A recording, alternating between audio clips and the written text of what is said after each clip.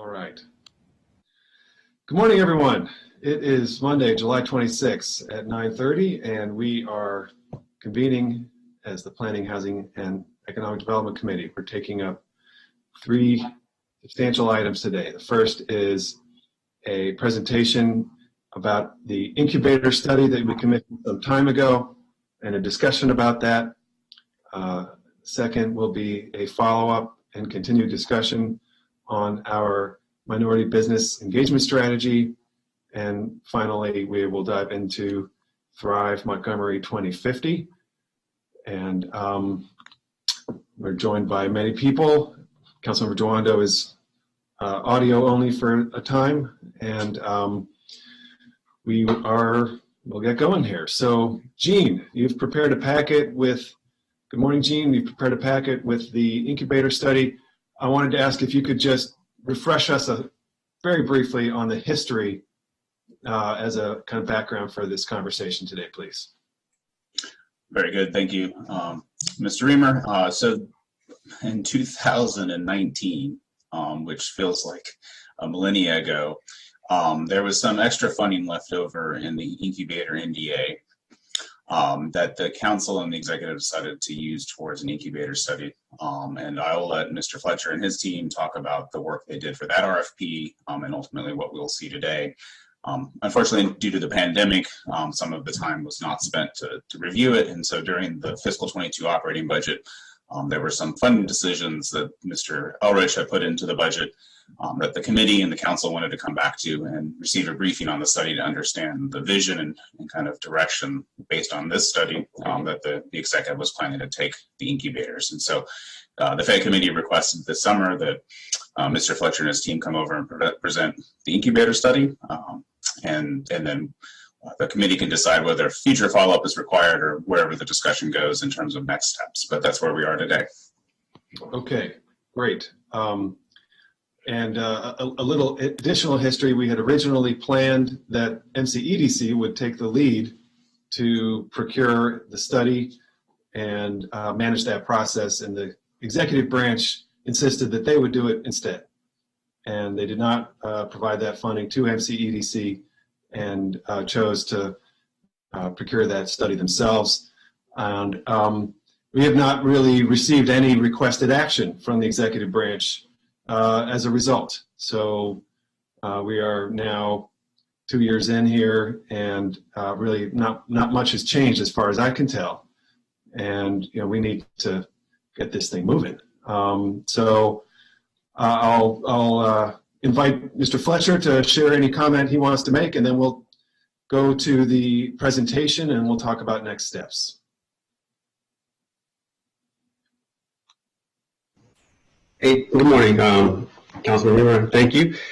Yeah, so just to address one thing that you just said, when you said we hadn't requested any further action, we did submit as a budget request for fiscal year 22 the results of the study, which was to create a team for incubator management located within the county, and that request was not permitted. So we have made a request for incubator development, and that's what sort of led us here. Because back in the late winter, we received the incubator report, and we passed that along to the members of the FED committee as well. And then we subsequently put something in our budget. So we did make a request. I just want to make sure that that's clear. It just wasn't enough information that was shared in order for that request to be approved, which is what we're doing today. Yes, but our subject matter expert, Ruth Simple, she is the one who worked with our consultant in order to develop the report. So I believe in the interest of time, we might want to go ahead and let him or Ruth give an introduction so we can get going and give you the information that you seek. Ruth. Oh, you're on mute. Okay, can you hear me now? Sure can. Okay, great, thank you. Good morning, thank you very much. I would like to introduce Dr. Gary Evans of Excel Innovation. After we went through a process of collecting requests for proposals and bids, we decided to go with Excel Innovation. Dr. Evans and his team has extensive incubator and entrepreneurship ecosystem experience, not only in the state of Maryland, but around the country and internationally as well. So I think he's a very good resource for us to evaluate our ecosystem and our incubators. I worked with Dr. Evans throughout the entire process to make sure he had all of the connections and introductions and had access to the best information and people that we could provide for his assessment. So, Dr. Evans, if you are ready, I think we can ask you to get started. Great. Good morning, Gary. Good to see you.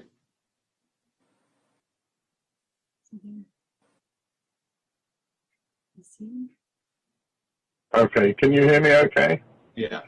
Okay, if it's okay with you, I am going to take off my video, partly because I will be presenting to you, and also I'm in a place which does not have great bandwidth, and so I think it's sensible just to get rid of my face, at least while we're going through the presentation, if that's okay. Sounds good. So I'm just about to share my screen, which has presentation. And hopefully you can see the slide, the introductory slide, okay. Okay, great. Thank you very much. So thank you for giving us the opportunity to speak to you today. The studies that we have done was quite detailed and involved a lot of data analysis, a lot of content. Obviously, it's not realistic to sort of go through all of that in fine detail today. But what we've tried to do is to pull out a number of key elements to help focus the discussion. I can get my slides to actually advance. Yeah, there we go. So what I'm going to cover is just a review of the study objectives. It's always useful, I think, to review that at the beginning of a presentation so there's clarity about what we were asked to look at. I then want to provide a few slides which offer some context to the recommendations, and then finally the key findings. I have about 8 slides in all, and so I'm conscious of your time, and I will work through them quickly, but hopefully not so quickly that you don't have the opportunity to digest. So this is the summary of the objectives for the study. So we were asked to look at an analysis of the overall entrepreneurial ecosystem, and then specifically to look at the effectiveness and necessity of the county's incubators, and also the ability of the innovation centers, for which purpose is interchangeable with incubators in this context, to respond to current and future market needs and gaps. We were also asked to look at the management options for the existing facilities, look at the positioning of the existing facilities and what might be moved forward with in future, and to make strategic recommendations about support for entrepreneurship. Also, we were specifically asked to look at the extent to which incubators in some form could help those members of the community who are underserved or disadvantaged, and also look at the possibility of making use of underutilized real estate and bolstering neighborhood economies, and finally look at new and emerging industry clusters. So as I said, we worked through a very large volume of data. We used over 100 different data sources. All of that is in our written report, but obviously not realistic to go through that in detail this morning. But everything that I'm going to be talking to you about is actually in the written report. So very quickly, first of all, part of the context, I wanted to just touch on the idea of entrepreneurship and why people believe it matters in an economic development context. The key thing is that in any economy, there's a churn. There's a loss of businesses for various reasons, large and small, and there's a necessity to have an ongoing injection of new businesses into an economy to maintain its vitality and sustainability. As far as entrepreneurship support is concerned, it's really important to support entrepreneurs not just through the process of creating companies, but also growing them. Our experience has been, and the experience of others, is that there are huge benefits from supporting companies after that startup stage. How far you go with that is, something that can be addressed. It's vital that the core needs of entrepreneurs are understood at each stage of the development of their business, and how those needs can best be addressed, which is to say that what entrepreneurs just starting a business will benefit from is not necessarily the same thing that somebody who's grown their business to 10 people but is aspiring to grow it to 100 people might need. And supporting the development of individual entrepreneurs is extremely important, but also the development of the much broader entrepreneurial ecosystem as well. And I will return to that. So, two more slides on context. So this is a very broad overview of how thinking about entrepreneurship has developed over the last 3 or 4 decades. In the 1990s and before then, support for entrepreneurship basically meant incubators. Incubators were location-based. They had offices or maybe labs for rent, some shared meeting rooms, limited amount of additional services. No capacity limited. They were physical facilities and you could only fit a certain number of companies into them.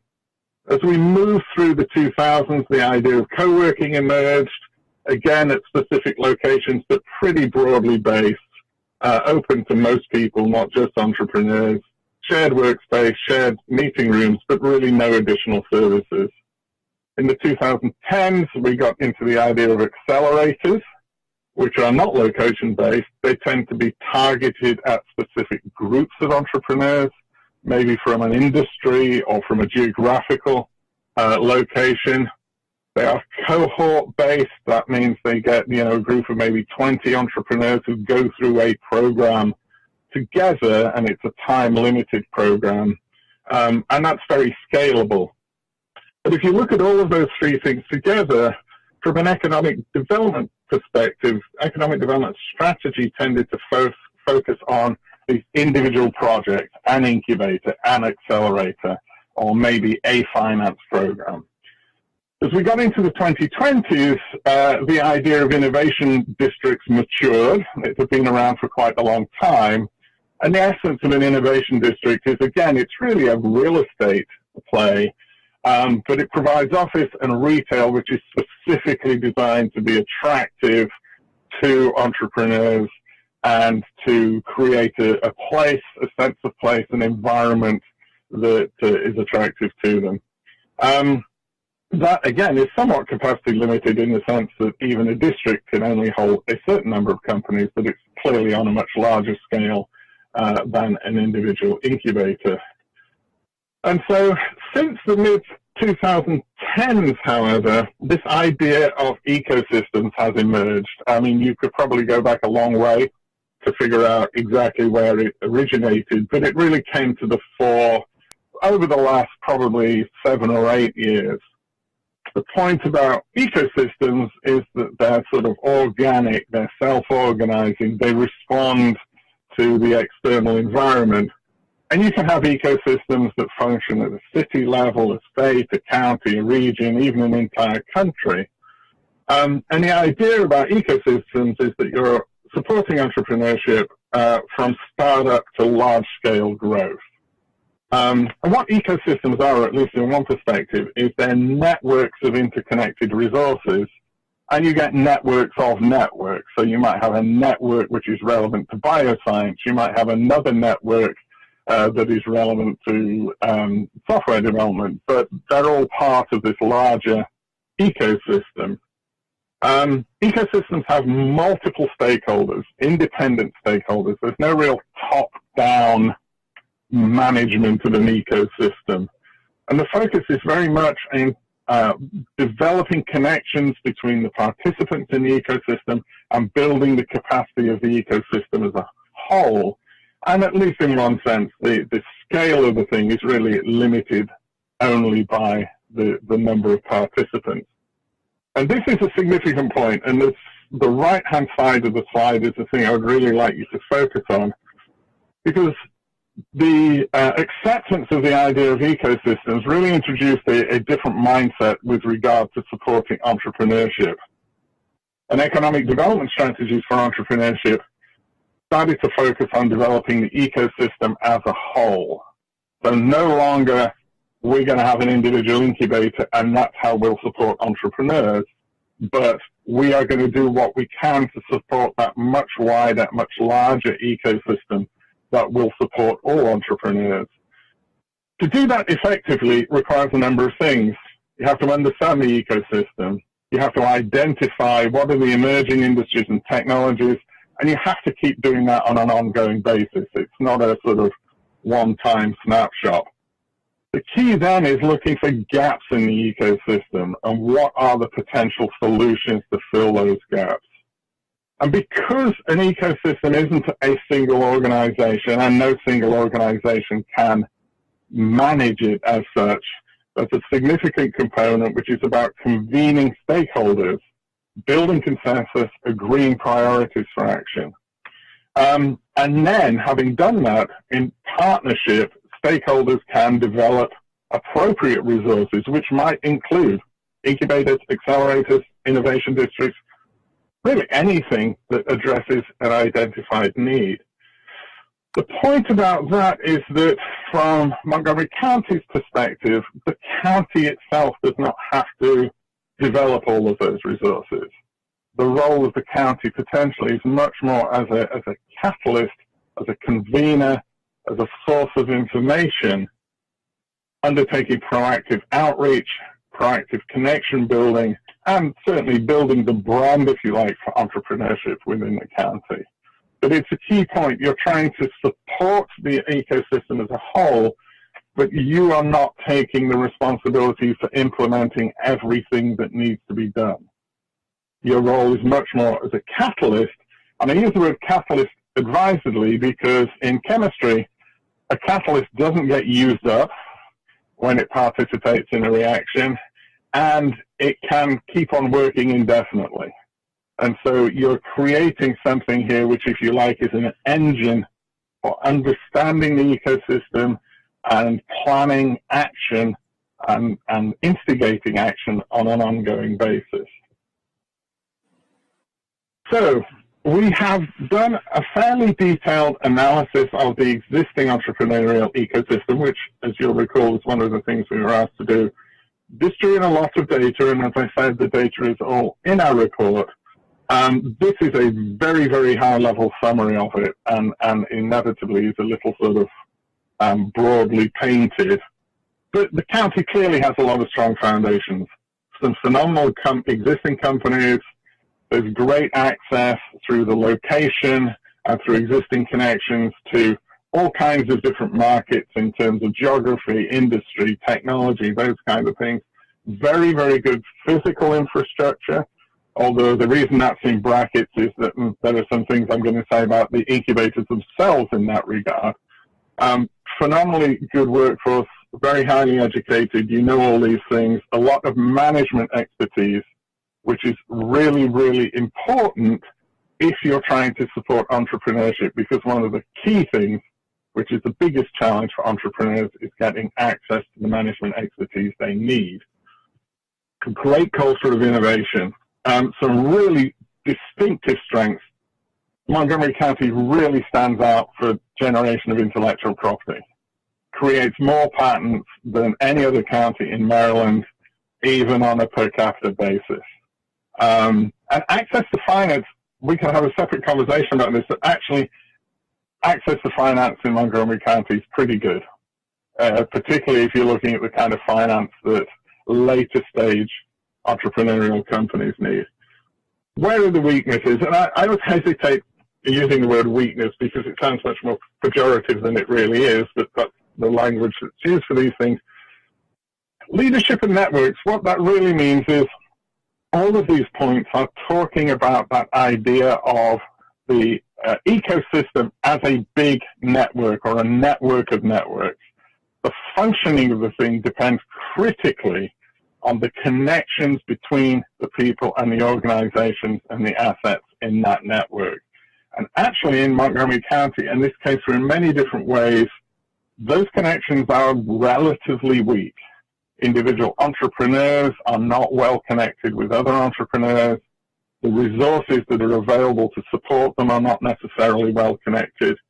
Also, there's not a strong sense of the importance of entrepreneurship in sustaining the economy. It's not celebrated and promoted in the way that it is in some other locations. The support infrastructure is comparatively limited. So at one point in this study, we were asked to point at a location that it has more support infrastructure. Actually, the nearest example is Baltimore. You know, if you go to Baltimore, there are literally dozens of incubators, accelerator programs, speaker programs, you know, training programs, all kinds of stuff going on there, which currently, to the best of our ability to identify, are not really happening in Montgomery County. The final thing there, the government and regulatory environment is again, it's not the best label, but really what that's talking about is what does the government, whether that's national, state, local, do to really promote entrepreneurship and create policies that are supportive of entrepreneurship. So the intention here is not to say that Montgomery is doing a bad job of that, but in comparison to other locations, there is much more that could be done. So let me, if I may, move on from that. And clearly, if you have any questions, I'll be very happy to take them. But I'm hoping that if we... Yes, sorry, go ahead. Yes. How much time remains in the presentation? Because I have three more slides. Okay. And that is the findings. Great. I don't want to rush you, but let's move through those as quickly as we can so we can get into discussion. I understand. So, 3 slides. First slide, incubators have historically served the county well. We think that they're only a small part of the larger entrepreneurial ecosystem. They only serve a small number of companies. They provide limited support for underserved communities, and they actually provide limited support for local sectors, the companies that contribute to the creation of a sense of place. So not the big high-profile ones, but the ones that produce the kind of retail activity that contributes to a sense of community.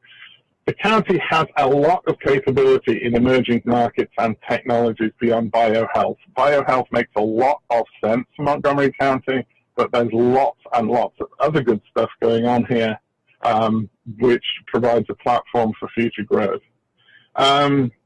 There has been a decline in key traded sectors since the recession. And by decline here, I mean a reduction in the number of companies that has never really recovered. And by traded sectors, I mean those sectors that bring money into the county economy from elsewhere. And that is something that, going back to where I began, entrepreneurship can really have an impact. Second slide of conclusions. We believe a much broader-based ecosystem approach is needed, with the county fulfilling that role of being a proactive analyst, coordinator, convener, catalyst, all the things I talked about earlier on. So that goes beyond, are we going to run an incubator? It's about, are we going to position ourselves centrally as one of the key actors within the ecosystem, doing all kinds of different things that promote and encourage and support the development of the ecosystem. And as I said earlier, working with partners, the county does not need to do all of that itself. In order to do that, and this is not actually that revolutionary of an idea, is the best way in what we have experienced is to create a small focus team that implements what I said earlier about ecosystem development, ensuring the availability of different kinds of resources, looking at all kinds of different technologies and industries and markets, and focusing on building value chains within the ecosystem for those industries. And to do that, you're talking about maybe 4 or 5, they have to be pretty experienced, but 4 or 5 staff. And they can have a disproportionately large impact in doing all of those things. And 4 or 5 staff will probably be sufficient and infinitum. It's not something that has to grow and grow and grow. If you have the right people, that can be highly effective. And the final slide, the existing resources, a very brief summary of what we conclude is the bioincubator is providing a really, really valuable role to the extent that it should be updated, maybe expanded. There should certainly be full-time on-site management for that incubator to provide and coordinate support to the clients in the incubator and connect them into the wider ecosystem. That management is not the ecosystem development team. The ecosystem development team, those 4 or 5 people that I referred to earlier, is a separate team from the people who would manage the incubator. The Silver Spring and Rockville incubators are not meeting a clear need. They were, I think, probably in the past, but things move on. Much of what they currently offer is available through other means, and our suggestion is that those are repurposed, maybe with a focus on underserved communities, but in any case, with both of them, we would suggest that rather than just kind of acting on the basis of this brief statement, that a more thorough analysis is done with those facilities to determine more specifically what the appropriate usage would be for them. But right now, our view is that they're not contributing substantially to the support for entrepreneurship. So that was my last slide. Thank you very much. I appreciate I did move through it reasonably quickly, but there's a lot of content there. But having done that, I will stop sharing and be quiet. Thank you. Thank you very much, Gary. And let's turn to Ben Wu and team, and interested in hearing from MCEDC about their work on, through this process, and then we'll dive into a discussion about next steps. Thank you, Mr. Chairman, and members of the PHED committee. Good morning. We appreciate the opportunity to be able to talk to you about this incubator study. We had a chance to coordinate and have several discussions with Gary as he was formulating the incubator study. And so we appreciate the conversation that we have had. We don't necessarily agree with every single recommendation that is in the report, but one thing that we absolutely have a meeting of the minds on is the fact that the Montgomery County Incubator Network needs to be a system-wide holistic approach to try to support entrepreneurs. And so our incubator entrepreneurship system should be focused on the businesses and the entrepreneur and not a facility-focused approach. So we share that view. We want to thank also Ron Fletcher, Ruth Semple, and the county's leadership for the Business Incubator Network. Montgomery County has one of the strongest incubator networks in our state. And in my previous position with the governor, we oversaw the state's incubator network. And Montgomery County has always had a point of pride with the incubators that we have, and then also the businesses that have come from the incubator network. And we've seen how other jurisdictions around the state have replicated what Montgomery County first began. And as Gary mentioned, we see now a number of innovative approaches that are being undertaken throughout the state for its incubators. For example, Betamore over in Baltimore, the Emerging Technology Centers, also City Garage, a connection with the private sector, HEAT over in Harford County with the Hartford Community College, and also using the academic institutions very strongly in the incubator network, such as through MTech at UMCP, as well as John Hopkins Fast Forward, and also BWI Tech in Baltimore County. So we see that other jurisdictions have taken the initial Montgomery County model and have evolved that to be much more innovative and creative. What we need to do in Montgomery County is to match the new generation of incubators that are being undertaken throughout the rest of the state. And being able to, as Gary referenced, to avoid having incubator network simply just be a real estate play. We need to be able to try to create entrepreneurship systems, an ecosystem that will allow for more engagement with each other, with being able to connect them with resources, also to be able to utilize the incubator network for our county technology priorities, such as in quantum, also in international, in creating soft landings, that especially for our life sciences companies. And so what we see is an opportunity with Gary's study to reset the narrative and to revisit where we are so that we can reclaim our lead as not just the top incubator network in the state, but also a model for the country.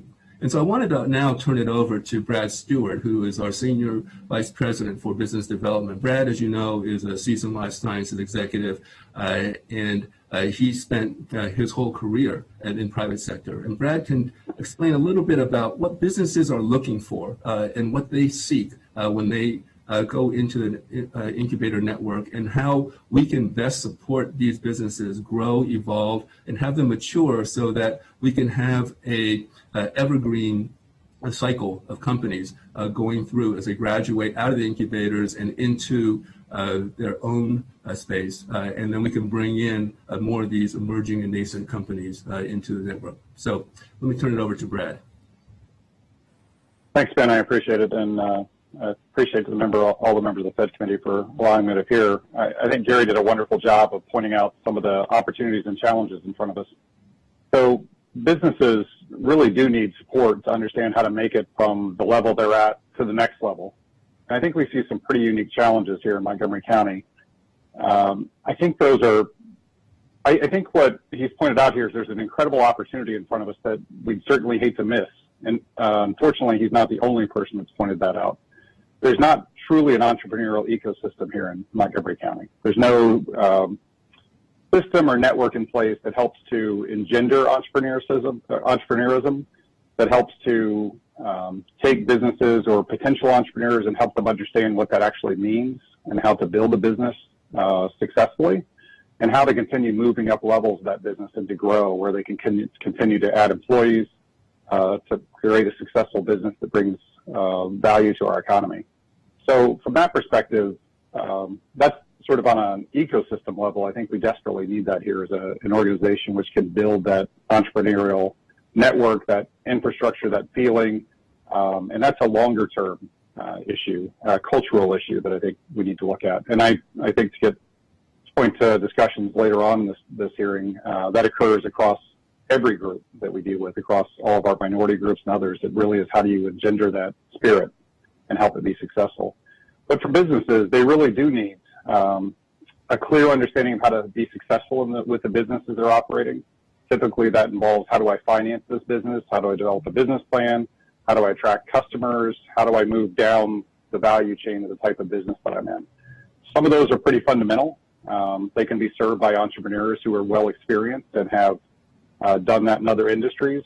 Someone who's been successful in one industry can probably help you very well write a business plan in another industry. Some of those are very specific. Some of the financing needs for different industries are highly technical, vastly different, the funding sources. And additionally, how customers are acquired, the regulatory processes, those are very different. So that's where you truly benefit from having more focused entrepreneurs who can help additionally in those ecosystems. Great. Okay, thank you. So let me summarize here. We've conducted a study. The study recommended a team to develop the program. The county executive had recommended that team be inside county government and proposed funding it with a source that was not ultimately eligible to fund the program. That was the ARPA funding. So we did not fund various initiatives with ARPA funding because we weren't allowed to. And I think we would have, I think we wanted to have this conversation anyway. I don't think we should build this program from inside county government. I think county government has a crucial role to play, and we need the support of the county government operation. But I think where we have been for the past 25 years is with a county government administered program. And I think it had its day. But as Ms. Simple said to us 2 years ago when we had our presentation, it has become moribund. And I think we need to build a more nimble model that is more capable of constantly adapting and evolving. And I think that will come from leadership that has a more public-private origin, which is MCEDC. And so I'd really like to see MCEDC take this study that we've got and come back to us with a recommendation for a set of programs that they could design, and then how they would support those and how the county government would support those, and other partners as well. And I just want to put a pin on a distinct part of this, and we'll be talking shortly, and unfortunately we don't have much more than about 15 more minutes, I think, for this conversation, about the Black Business Council concepts. And the nonprofit village has been operating a incubator for Black nonprofit sector leaders. We need to have in this vision a very clear partner-based strategy for a lot of different sectors, including the minority business component. So I think it will be very relevant to, in any event. So back to my point. I'd like to hear my colleagues' comments here, but again, I think we need to wrest this away from the county government in terms of its fundamental strategy, and we need to, assign this to the team that we have, MCEDC, and then with partnerships as appropriate with other, private and nonprofit sector leaders to build the specific either sectoral programming or other things. So, council member colleagues, Andrew Friedson.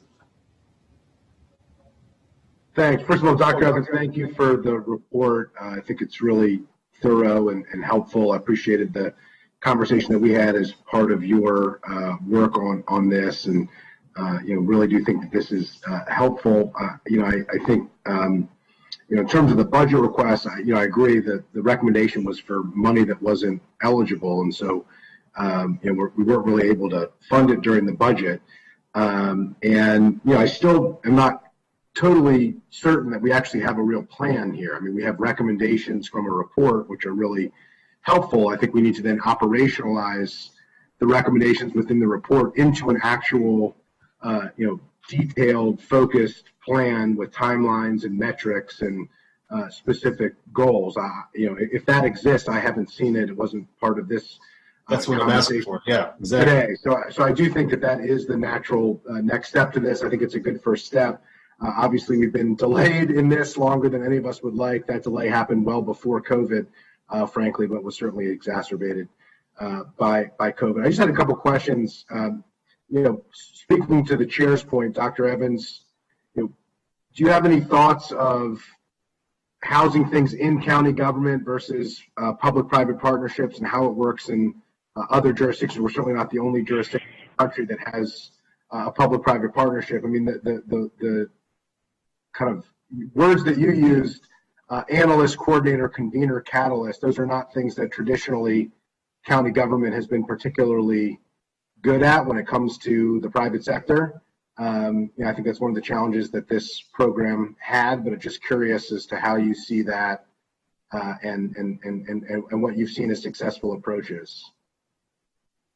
Certainly. I think that it's probably reasonable to say that the approach which has become most established is to have either arm's length or fully independent organizations that certainly involve the private sector rather than city or county or state governments undertaking this kind of activity directly. So I think, both what Brad Stewart and Ben Wu said, I think is,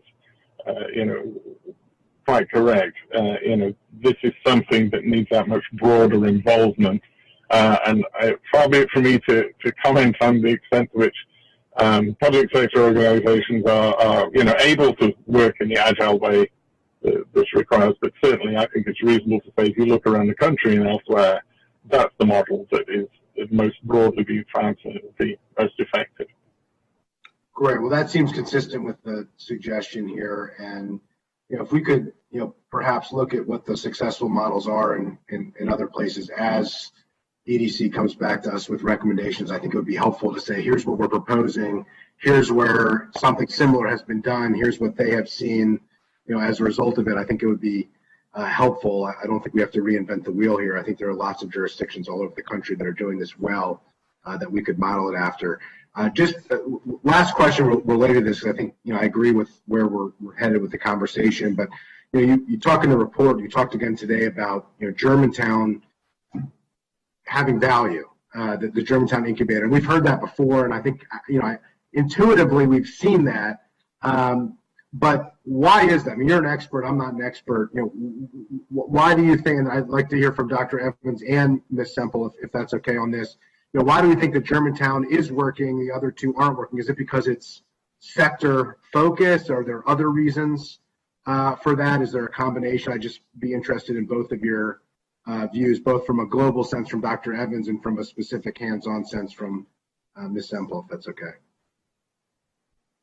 Shall I go first, or should I defer to Ruth first on that? Go ahead, Gary.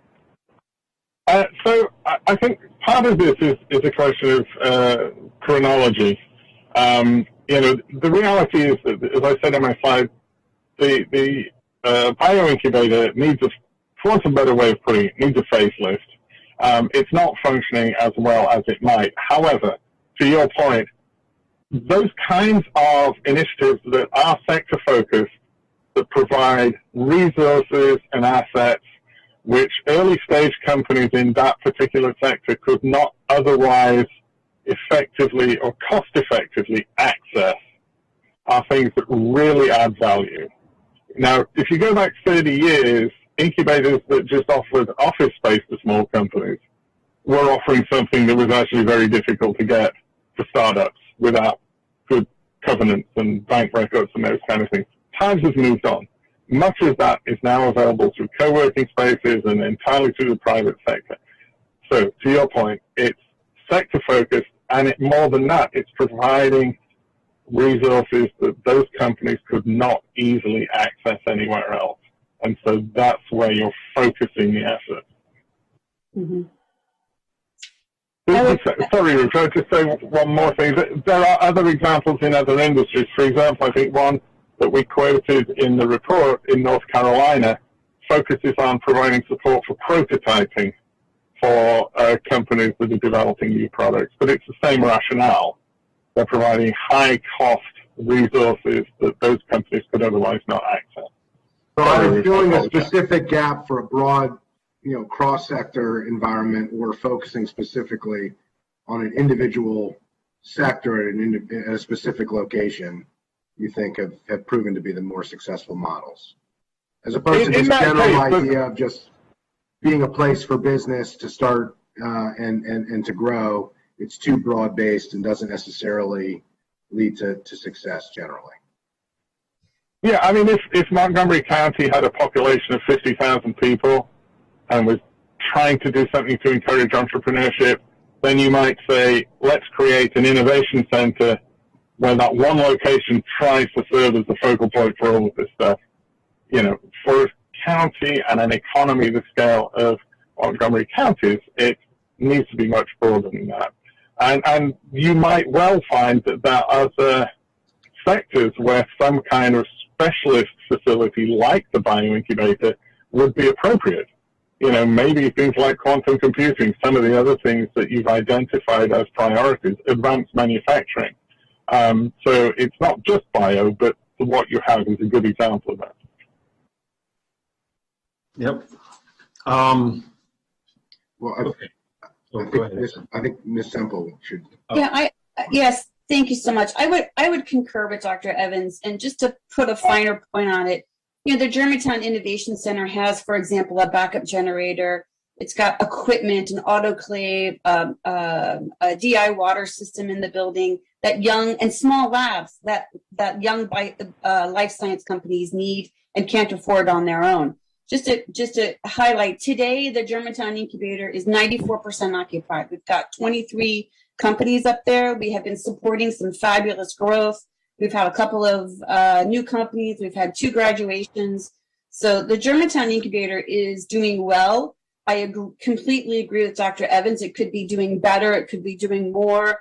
We are trying to get some cost estimates to convert some of the offices up there into additional small wet labs. So I think the Germantown Innovation Center is working. It's serving a purpose. It's got an identity, but we can definitely do more there. Our Rockville and Silver Spring facilities are just office space. Rockville at one time had a pretty strong identity. Silver Spring has always struggled with an identity. It's hard to pinpoint what our industry focus has ever been in Silver Spring. We've kind of struggled with a mixed-use incubator down there. Today, the Silver Spring Innovation Center is just shy of 50% occupied, and Rockville is a little bit more than 50%. We do have some ideas for how we can generate more activity and users of that space, but that may be a discussion for another day. But I just want to I completely agree with Dr. Evans, and thank you so much for bringing that out, Gary. Well, I appreciate it. I would just point out, I think we need better metrics for these than occupancy. It's nothing against what you stated, but that historically has been how we've judged the success of these programs. But based on this report, based on what we knew going into this report, it's a completely inadequate way of judging success for a modern incubator accelerator type system. So I think as we come up with this plan, coming up with what are our goals, what do we want to accomplish, what are the metrics that we put in place in order to determine whether or not we're successful are going to be really important. And I think as part of the recommendation here, it's about Rockville and Silver Spring and figuring out how to create the specialized centers, which is important. And I look forward to reviewing what comes there. But also it sounds like there's real opportunities here to take something that's working but could be working a lot better. And what would the facelift of a Germantown look like? Let's build on the success. Let's not eliminate what's working, but let's take what's working. Let's build on it. And wet lab space is the key benefit that we're providing that lacks in the private marketplace, where the public or public-private can come in and help. Then let's build off of that. Mm-hmm. One of the very common metrics for incubators is, especially for technology-focused incubators, is how much funding have the companies raised. So in the last fiscal year, we've had companies in the Germantown Incubator have raised $55 million. Recent graduates, which is often where you see your biggest growth right after they graduate, that group has raised over $130 million of venture capital. So we've got some companies that are in and have just graduated, are getting venture capital investment and funding and spending in the county for sure. Yeah, and that would be great. But the challenge that I have is I don't know whether those numbers are good numbers or medium numbers or inadequate numbers. I mean, it all sounds good. Obviously, it's better than zero. It's better than anything less than that. But is that based on other bio incubators? Based on the market? Is that a number that we should be view as success? Is that a number we should view of not bad but could be a lot better? I think that's where I think we really need to hone in with a more specific and detailed plan with metrics. So I look forward to coming back, having a more specific and detailed conversation so we actually understand what the plan is, and then we can determine how much funding is required, where it's housed, and how we're going to operationalize it. Okay. So thank you. So I apologize. It's Gary here. Could I just add a very quick footnote to that? Critical point is metrics. You need ecosystem metrics, not just metrics for individual incubators, so that you're measuring the performance of the ecosystem as a whole. Sorry, I apologize for cutting in where else.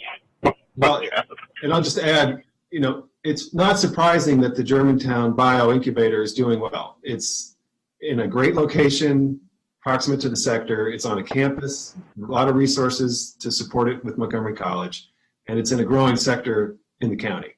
And most of the other sectors in the county are not growing, if at all, or certainly not like bio. So it should be no surprise that we're having some success with that. Whether it could even be better, I think it's a good point about metrics and other issues. But again, to tie it back up, what I'd like to do is ask MCEDC to come back to us in October with a plan that is worked out about how we're going to, what our next steps are, timelines, budgets, all that. I don't believe we want to have the whole operation run by the county government as the executive branch had proposed, but there is a crucial role for the county government, to the extent that there's real estate that we own, like it's part of the mix. To the extent that there is administrative function, it would be the county, presumably. So we just need a collaborative process to devise the plan and then come back to us with something that we can take action on. The one point that you said I think is really important, I'd really like to hone in as we get the plan back on this idea of ecosystem. It's not just the growing industry, Chair Reamer, you mentioned the college, that helps to provide the ecosystem there that is beyond just, what is being provided by the county and by the specific facility. And I think as we look at these other areas, we have to figure out how to leverage the existing amenities that we have in the broader private sector to figure out how we can, help to facilitate. I say a lot that, we're not as good as the sum of our parts in the Montgomery County economy, and insofar as this effort could help to make us as good or better than the sum of our parts, I mean that really should be the analyst and convener and catalyst type of role that I think Dr. Evans is hinting at, and I think we really have to think of maybe it's connecting to the college and USG across the board. Maybe it's that being part of it, but looking at other areas if it is appropriate for a different industry, et cetera. But I really think we have to hone in on that question to figure out, how to make this successful. Yep. And, Chairman, thank you very much for the conversation. And regarding your task, MCDC will be happy to help lead in the next conversation about where we go. I do want to make a point, though, that I don't believe that we should take the approach that we should take out the incubator network out of the government. I do agree with your point that there is a significant and important role that government can play, and the county has a historical legacy within our incubator network. So we'll look forward to working with Mr. Fletcher and also Ms. Semple, as well as the county executive, to see how we can develop a successful hybrid model that can leverage the assets of the county while also making sure that we can integrate the private sector as well as the academic institutions into making sure that we have a strong and robust incubator network as possible. And we'll be happy to provide that report to you and the council in the coming months. Terrific. Yes. Ms. Semple, does that sound like a workable approach from your perspective? I completely agree and look forward to participating. Thank you. Thank you. Thank you very much. Thank you, Gary. And again, I just want to mention in our next conversation, we're talking about a lot of issues related to minority business, enterprise, and the nonprofit Village has been working to support Black entrepreneurs in their space, and they are offering to be a partner. And I would just ask that MCEDC work with the nonprofit Village on program design and see how that could potentially come together. Great. Okay, I think we've got a plan. I wish we had another hour to actually talk about these things because they're so interesting. but we just got to move to action. So thank you. And Gary, can you give us a 30-second update on DefTech? When we last had you at a committee meeting, you were presenting about DefTech as part of our tech transfer strategy, and I followed up on that conversation, and you have expanded your work in Montgomery County as a result. Can you talk about that? Certainly, yes. We have continued to increase the overall impact of the DefTech program. We have been working with some companies in Montgomery County, I think to good effect. There have been some new agreements signed and more in the pipeline between Montgomery County companies and the federal labs in Maryland. And so, yeah, things are going very well. Good. Well, we'll look forward to hearing more about that down the road. Okay, great. Thank you for this discussion. And now we'll move to our next topic. Catch our breath, Gene, and why don't you take us to the memo?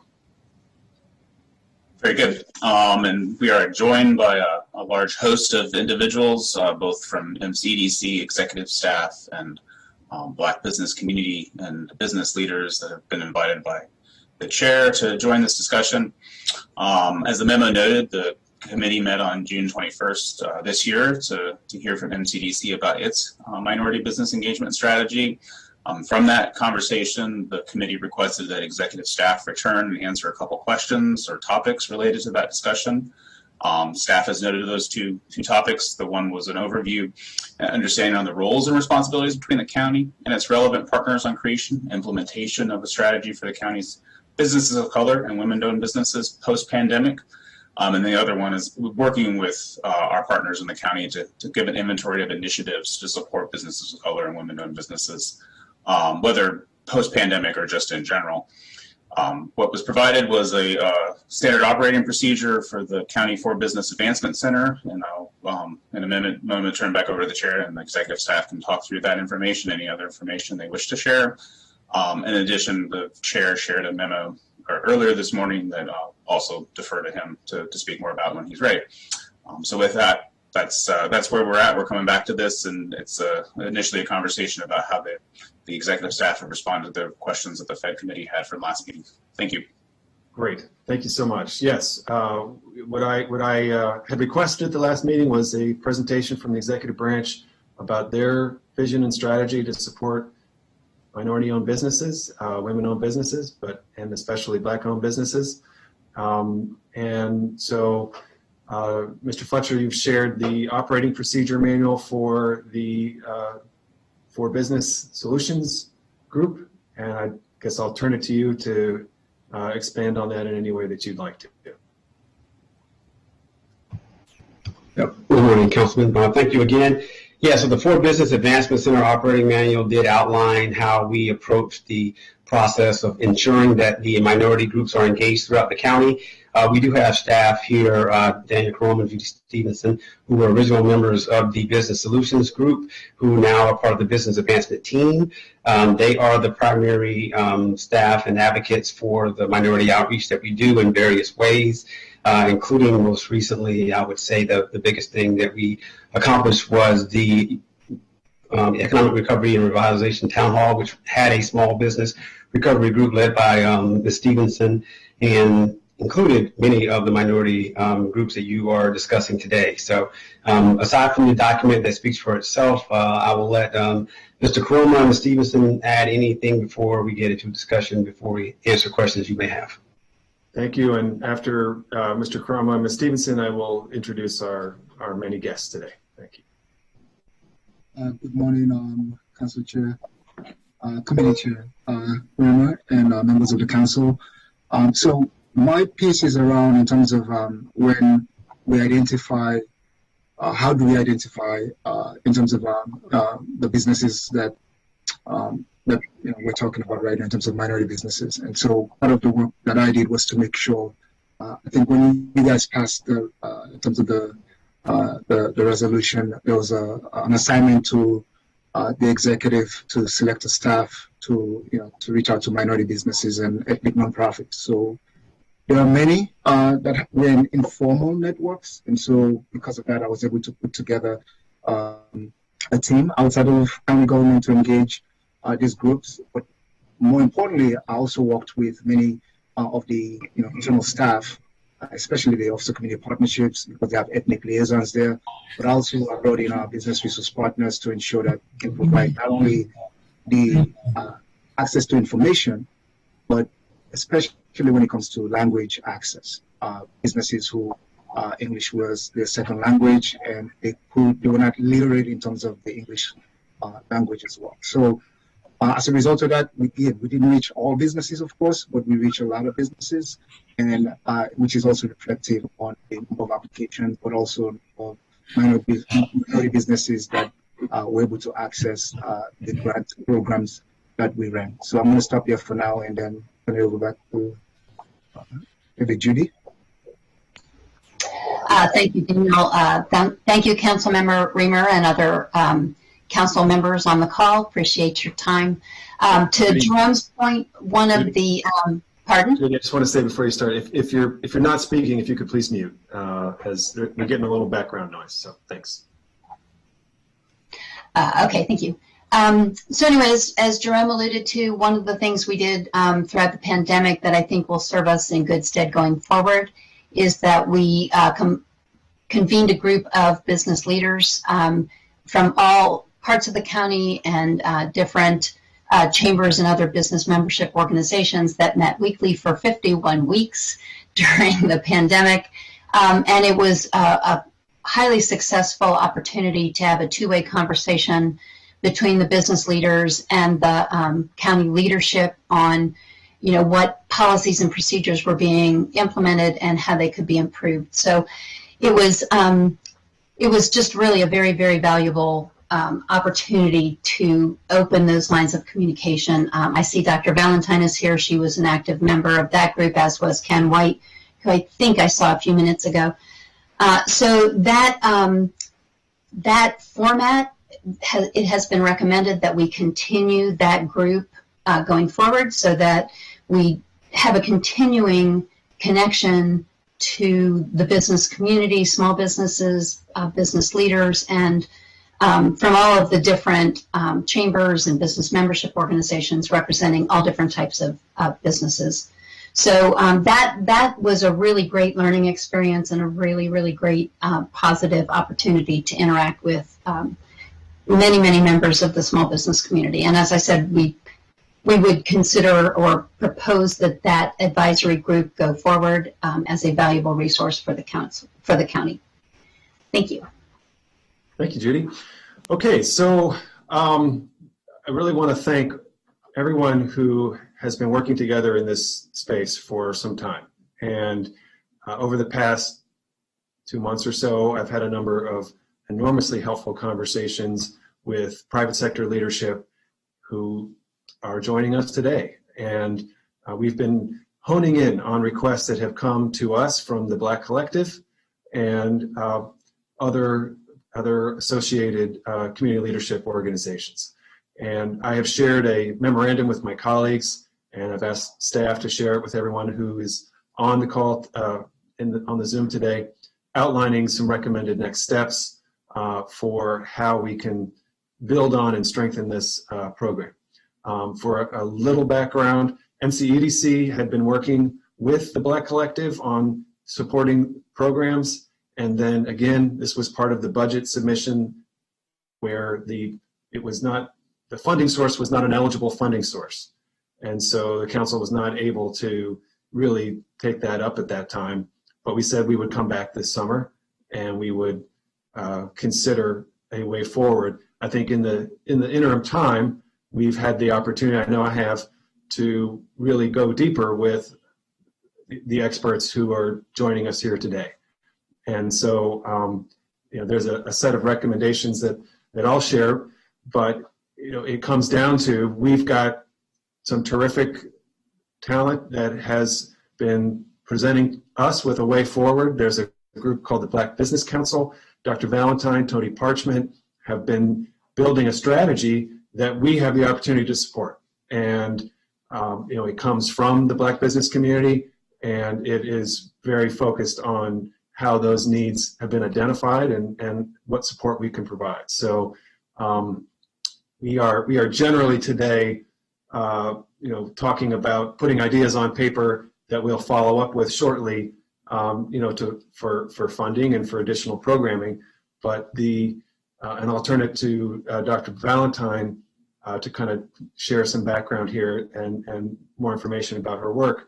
But the basic idea is there's a group that has been forming, creating a Black Business Council, which wants to and has started to and wants to be able to deepen its work on identifying the businesses that we have in the county and using that as a platform to understand their needs and how the county can be more supportive to them. There's a focus on an incubator. We've just talked about that a bit, so we can certainly touch on it additionally, but it is, there's a lot there. And then a focus on supporting the networking, training, and leadership development for the Black business community. I want to just say very clearly, I view this as a focused effort for today's discussion around Black business in the county, but recognizing that if we have model programs here, we should have model programs for the Latino business community and the Asian business community that we need to support in each of these areas. So this is an effort, I think, to bring county support to innovative ideas, and there's a broader, more inclusive approach here. It's not, every community needs to have its representation and its support. And so I just want to say that I hope, no one should interpret this as something that would only be, for a community. Like we recognize that we need to provide support across the range of communities. But we're fortunate that we're presented with some well-developed ideas and private sector leaders who have been working together to recommend steps forward. And again, NCEDC had been working with them, to develop those ideas early on. So now I'd like to just ask Dr. Valentine if you could share, take it from here. I think you know what to share. So you've been doing a lot of work, and I really appreciate your efforts with the team of leaders that you've brought together. And let's talk about some of the priority actions that you've identified. Thank you, Councilmember. Sorry, Dr. Valentine, let me introduce everyone. I'm sorry. Let me introduce everyone. My fault. Cherie Branson is with the NAACP. And Cherie, I can't thank you enough for the conversations that you and I have had that helped me put together the idea of these series of committee discussions. And I hope that we are making progress through them. Ken White is the chair of the Maryland Black Chamber of Commerce, and you're also with the Sandy Spring Bank, I think. Is that right? And your programs fit in here as well. David Fagan, I know you from many roles. You may be representing the NAACP today. I'm not sure, but it's good to see you. And Herman Taylor, welcome back to the County Council. And I understand you're with the, I'm going to refer to the packet, the Minority Business Economic Council today, and NCEDC encouraged you to be here. Kim Jones, I've mentioned the Nonprofit Village and the work that they're doing. Kim is the Executive Director of the Nonprofit Village. And Daniel Para with NCEDC, joining the NCEDC team. And there may be others who are not on video at this time. So Dr. Valentine, again, thank you. You've been leading a community group that has developed some great ideas. I'll turn it to you. Thank you, Councilmember Reamer, as well as the PHED committee, for the opportunity to speak to you on this morning. And yes, I also want to thank the many individuals who are joining me on this call as part of the collective voice of the Black Collective, as we're called it. The Black Collective came together as a result of a couple of, well, more than a couple, but a handful of Black-led nonprofits trying to figure out, was there funding available for their organizations coming out of the pandemic. Unfortunately, it was discovered that there wasn't any funding that was provided to these organizations.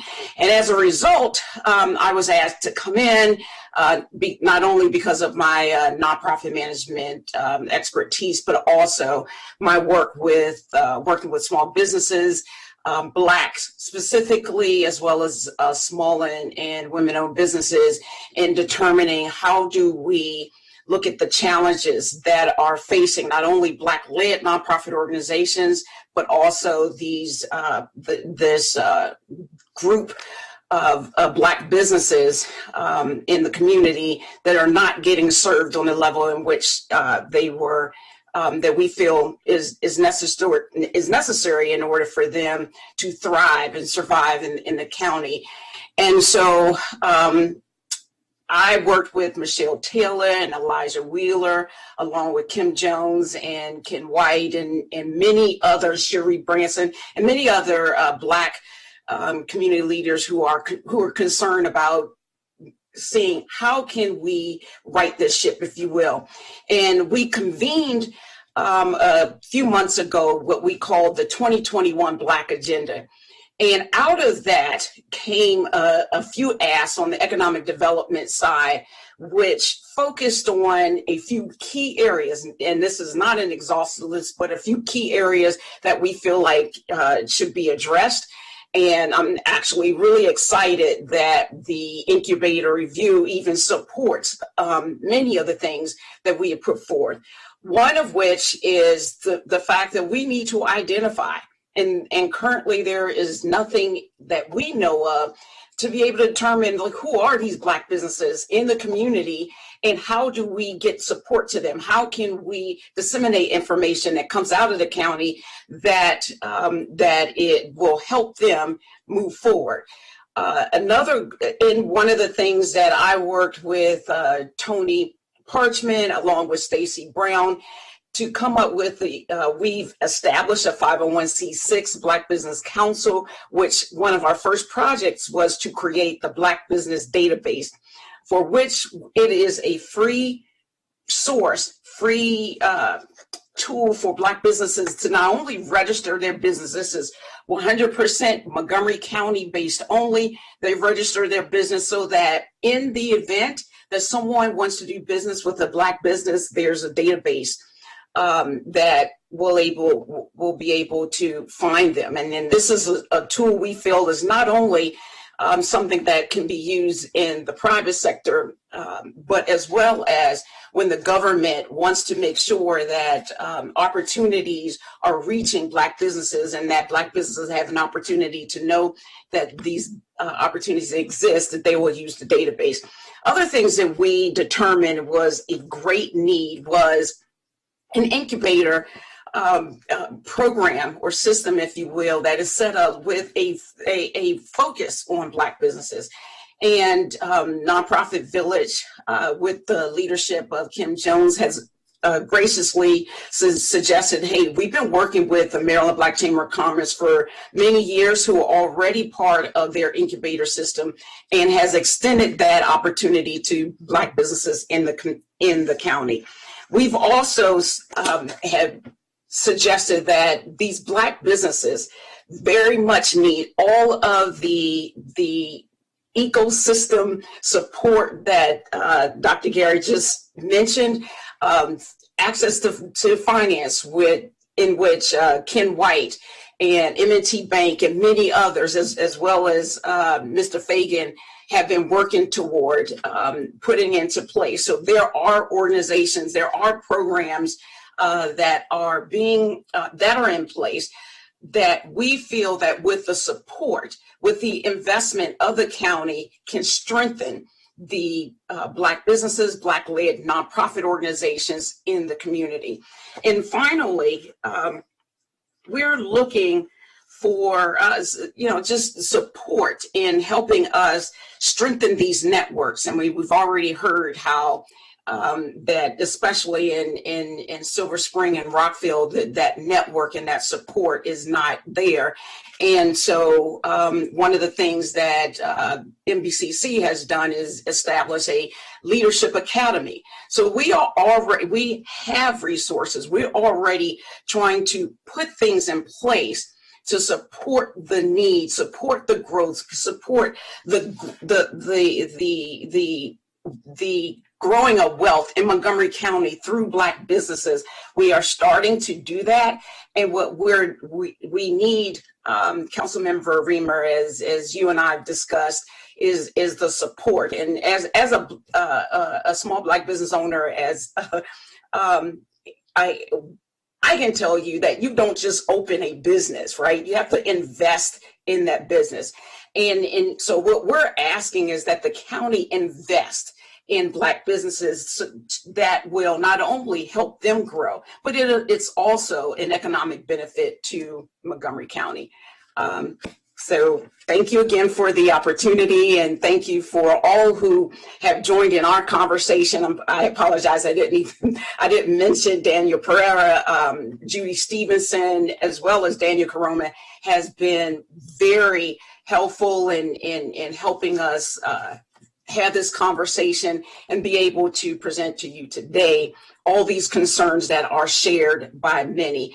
And the Black Collective, the Black Business Council, the Maryland Black Chamber of Commerce, as well as Nonprofit Village is willing and ready and waiting to partner with the EDC to move this agenda forward. Thank you. Thank you so much. So I want to just put a fine point on it. What I really think it's important for us to do now, which is to create a direct relationship between the county and the Black Business Council. The Black Business Council is a organization, it's a 501c6, and I think the county needs to support it. And so identifying a level of financial backing and doing a contract directly between the county and the Black Business Council to implement the programs that you have been talking about, the database, outreach, networking. It's crucial infrastructural investments, and I think that's very consistent with what a lot of the vision that MCEDC had wanted to develop, in its request for the year. But I think the difference here would be, I think it makes sense for us to build an independent relationship with an organization that is Black owned and Black led, and that's important. So I just want to commend us to take that approach. It'll be a partnered approach in the end. Everyone's working together here, but let's build an enterprise here that comes to us from the private sector leadership, and I think that might help us move faster and get more great ideas. So additional comments here.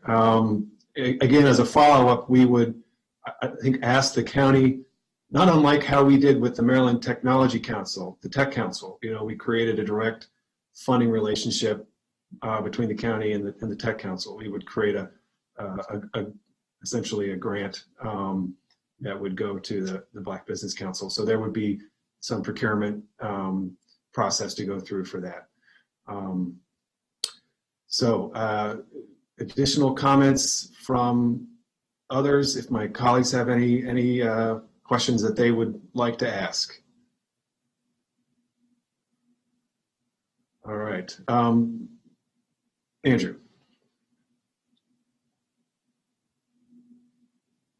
Well, I see Ms. Branson has her hand raised. I'm happy good. to yield to her, and then I can go after if that's okay with you, Mr. Chair. Thank you very much. Ms. Branson. Hi, thank you very much. As you mentioned at the beginning of your discussion, a lot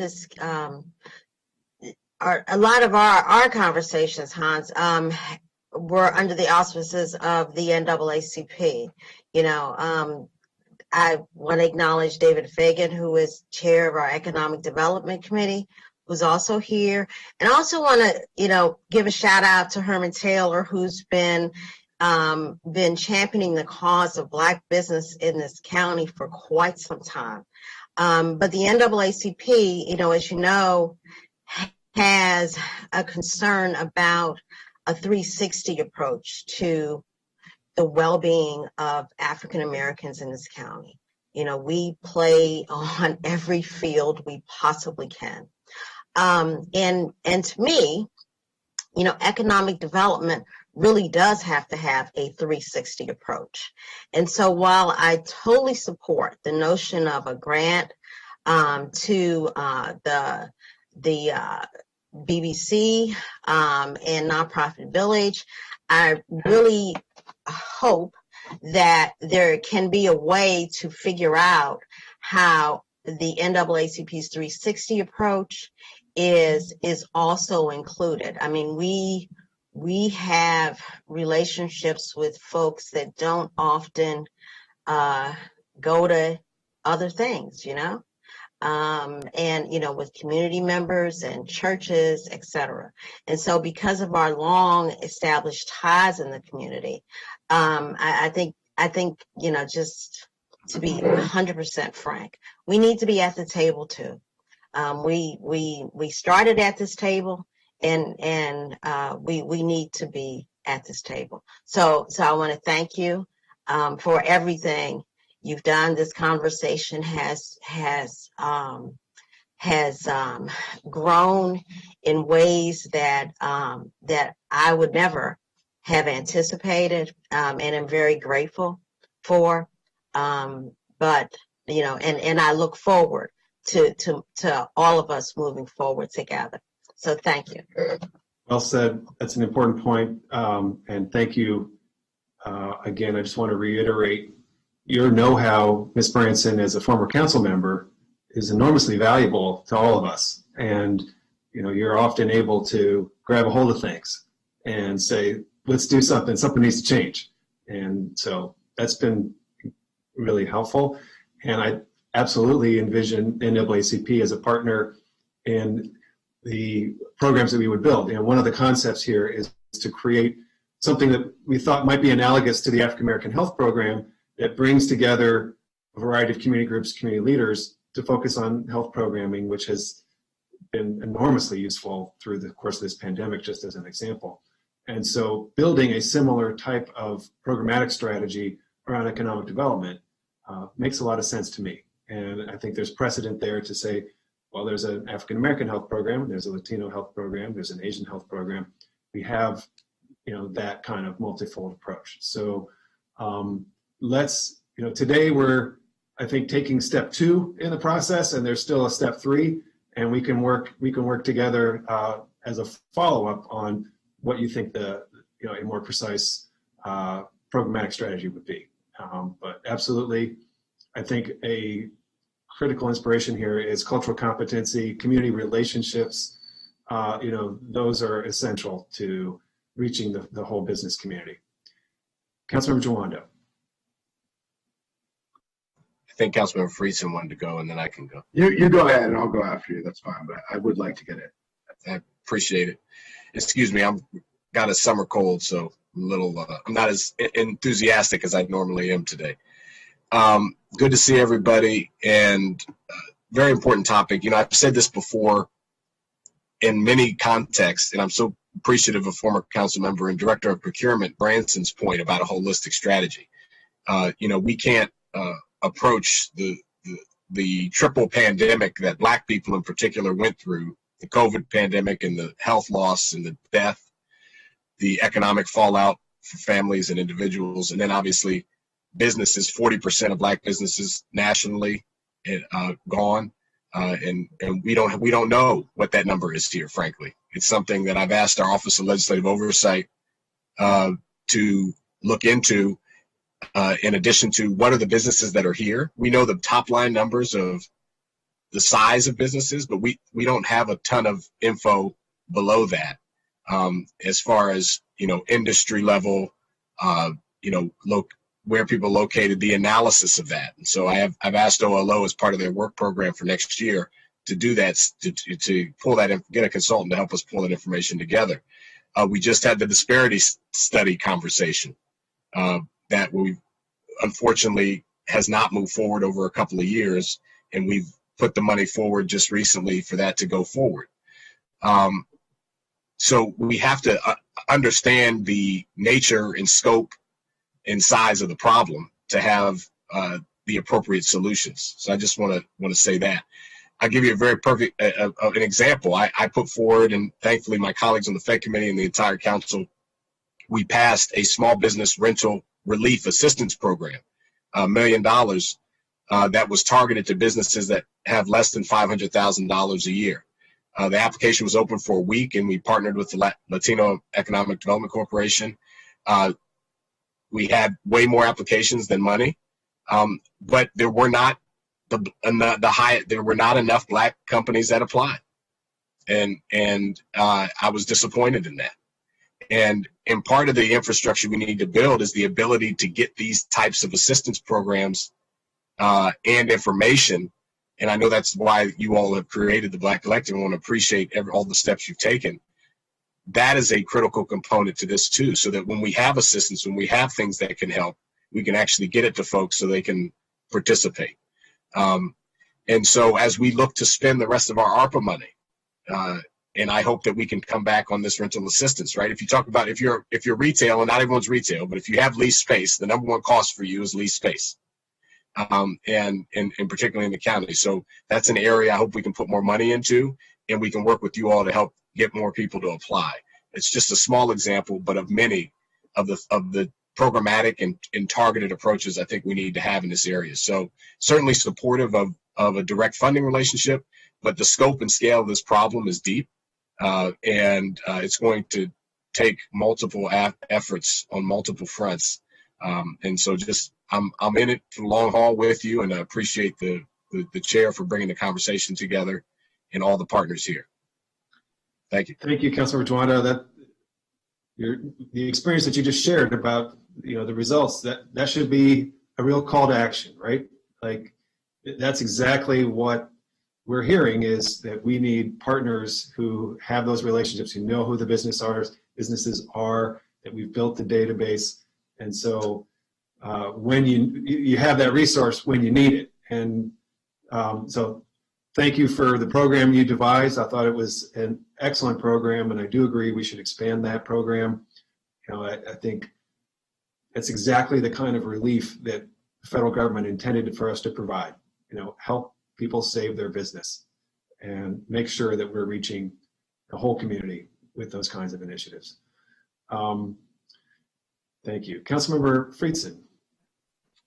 Thanks. First of all, thanks for the conversation. I think this is a really important conversation, and not just related to this pandemic, like so many other things that exacerbated what has been existing for a long time and has just really brought it to the forefront. I'm particularly interested in this question of what role the stakeholders here, and the stakeholders, frankly, who aren't here, because there's certainly more stakeholders that aren't here who have been doing this work, see the county doing. I mean, I think that we've talked a lot today about money and resources, which certainly is important. But Dr. Valentine and I were on a lot of calls, Mr. White, Ms. Stevenson, Mr. Karoma, Mr. Tompkins, Mr. Liu. I mean, there's so many people here who we were on every one of those, business advisory group calls. And the one thing that was screaming from those calls was it wasn't just grants. It wasn't just money. It wasn't just resources. And it was heard even more so from businesses of color. And whether it's navigating the bureaucratic red tape, whether it's having access to private capital. I mean, certainly the county's modest amount of grant support that it can provide is minuscule compared to the needs that exist. We'll never be able to meet that. And so I'm just particularly interested in this question of beyond financial resource. We'll have to figure that out and determine how to target resources in an appropriate way that can actually move the needle to a certain extent. But we're never going to be able to solve all of those challenges and meet all of those needs. But what are the non-resource related gaps that the county ought to be doing? What are the ways that we can be partnering with all of these different efforts that are taking place that Ms. Jones and Nonprofit Village are handling, the NAACP are working on, that the Black Chamber at the state and locally are working on? What can the county be doing to be a better partner with these efforts in order to help to facilitate improvements to the system that clearly is broken? There are breaks in the chain that we need to fill, and the longer I've been in the conversations over the course of the last 16 months in particular, the more it's become clear to me that just throwing money at it is not going to solve the problem. It's a part of addressing some of the issues, but it's not going to solve the problem. So, as we talk about that 360 approach that Ms. Branson, you've brought to the table, which I really appreciate, what's the rest of the 360 approach that the county can do a much better job at that we've fallen short up to this point, and that goes beyond just the resources? Because I think that's the harder work in many ways, and that really ought to be the primary focus, and then we fill in the resources secondly to figure out how do we use then the resources to target them to the right place once we build out an infrastructure that actually serves the needs of the community in a better way than we have. I see Dr. Valentine has her hand raised. I'd love to hear from you on that, if you would. Thank you, Andrew. And Judy will start smiling right about now because I have been dying to have this conversation, right? A conversation. So I talked about the idea of investing in the Black community. But one of the challenges that I've had many conversations with Judy Stevenson and others on the Economic Development Task Force work group is the idea of the county, addressing the issue that in their procurement opportunities is that the ask in those opportunities does not match the level of effort. And Judy has said to me over and over again, Adrena, yes, I hear your concern, but that's a long-term process. Well, for those of you on the committee, one of the greatest challenges I believe facing not only Black businesses, small businesses, and women-owned businesses in this county is the fact that when opportunity does come out, and I understand, and I know, and actually talked to and supported County Executive Everett's 20% preference program. There's also the local small business reserve programs. That is not enough. You have businesses who are challenged with trying to figure out how they can make a living in Montgomery County with the small asks that are connected to the small budget and small dollar amounts that accompany a solicitation coming out of the county. So Councilmember Friesen, that is one of the biggest challenges that the small partnerships can't do anything, but the county can.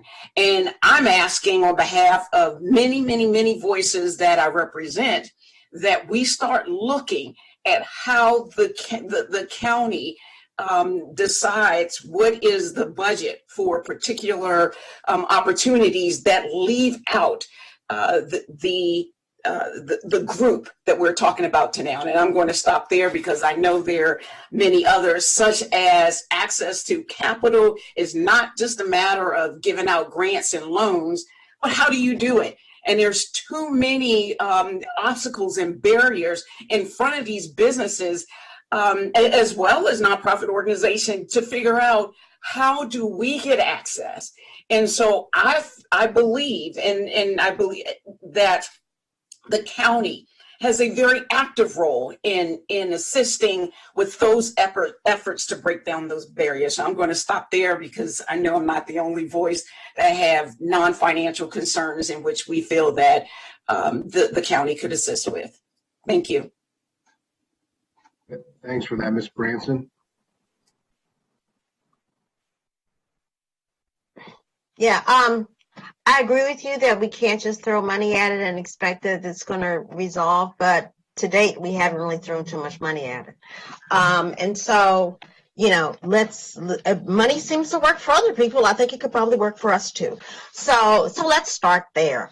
And while, as former director of procurement, procurement's kind of complicated, and I think it's really I think it's best, and most, I think we'd learn a lot more if the current director of procurement was involved in this conversation to explain, how and whether and how contracts are broken up, how these efforts are made. I mean, I spent a lot of time, and got in a lot of hot water breaking up contracts that had been what I felt were really inappropriately bundled, and there is a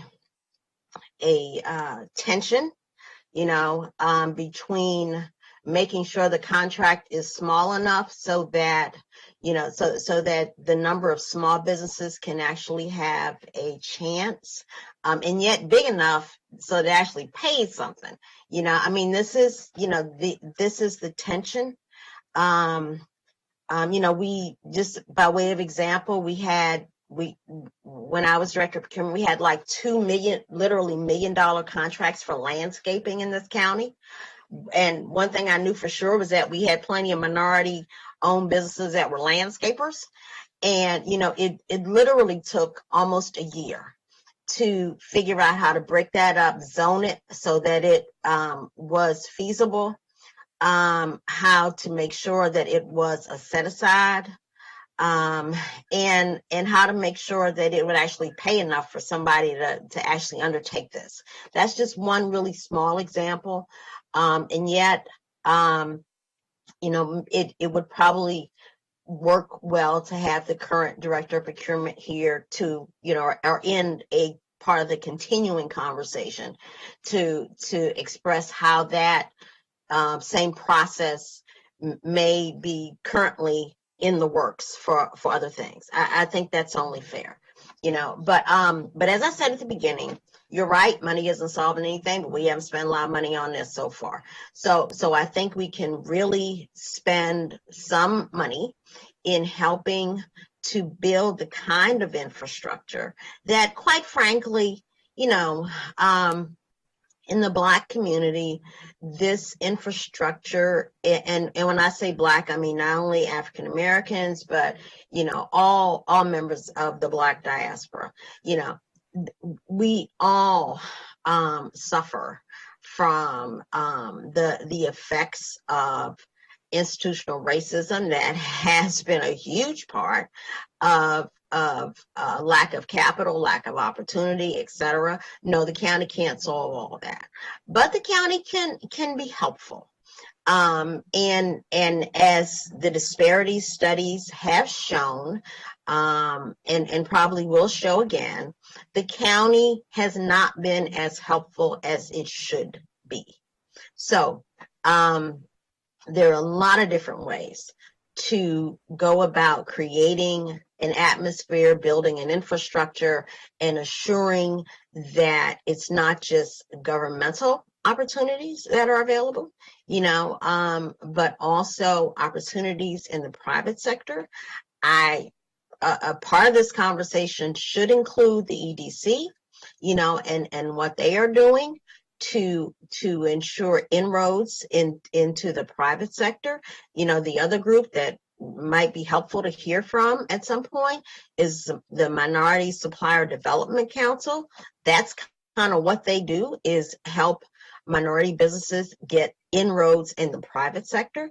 I mean, there are a lot of different things that can happen. I just want us to start. I just want us to start. So I hope that answered some of your questions. Yeah, I appreciate it. I think you've, speaking to your connections in the community and the role that you plate, you've suggested a number of individuals and groups that should be part of the conversation, which I think are really helpful, and I think is a key part of this. So thank you for that. I saw Ken White was raising his hand, and then I'll yield back to you, Mr. Chair. Thank you. Well, two things.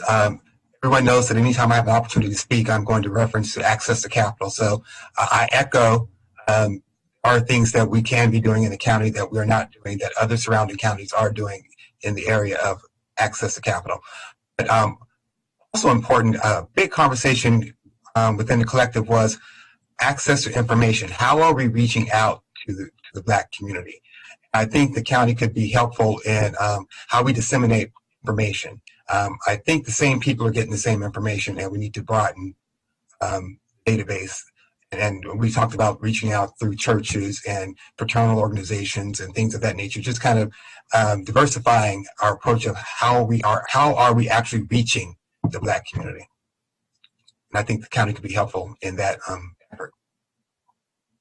Yeah, appreciate that. I'll just, speaking to your point, I think that the shortcomings of the overall infrastructure of reaching out to businesses that the county has had, that I think were demonstrated during the pandemic, disproportionately hurt Black-owned businesses and those businesses that have less access to resources, less access to information, less access to capital. And that was true. We had a real challenge of reaching people. We realized we didn't have a direct communication apparatus to reach every business in the county. I know it's been the bane of existence for Ms. Stevenson, who has desperately tried to resolve that issue. And so I think it speaks to the fact that, you know, those shortcomings that we have disproportionately hurt those who have less access and disproportionately hurt those who have fewer resources. And I think that, you know, as part of this conversation, we've got to fix that, because the people who are hurt the most by those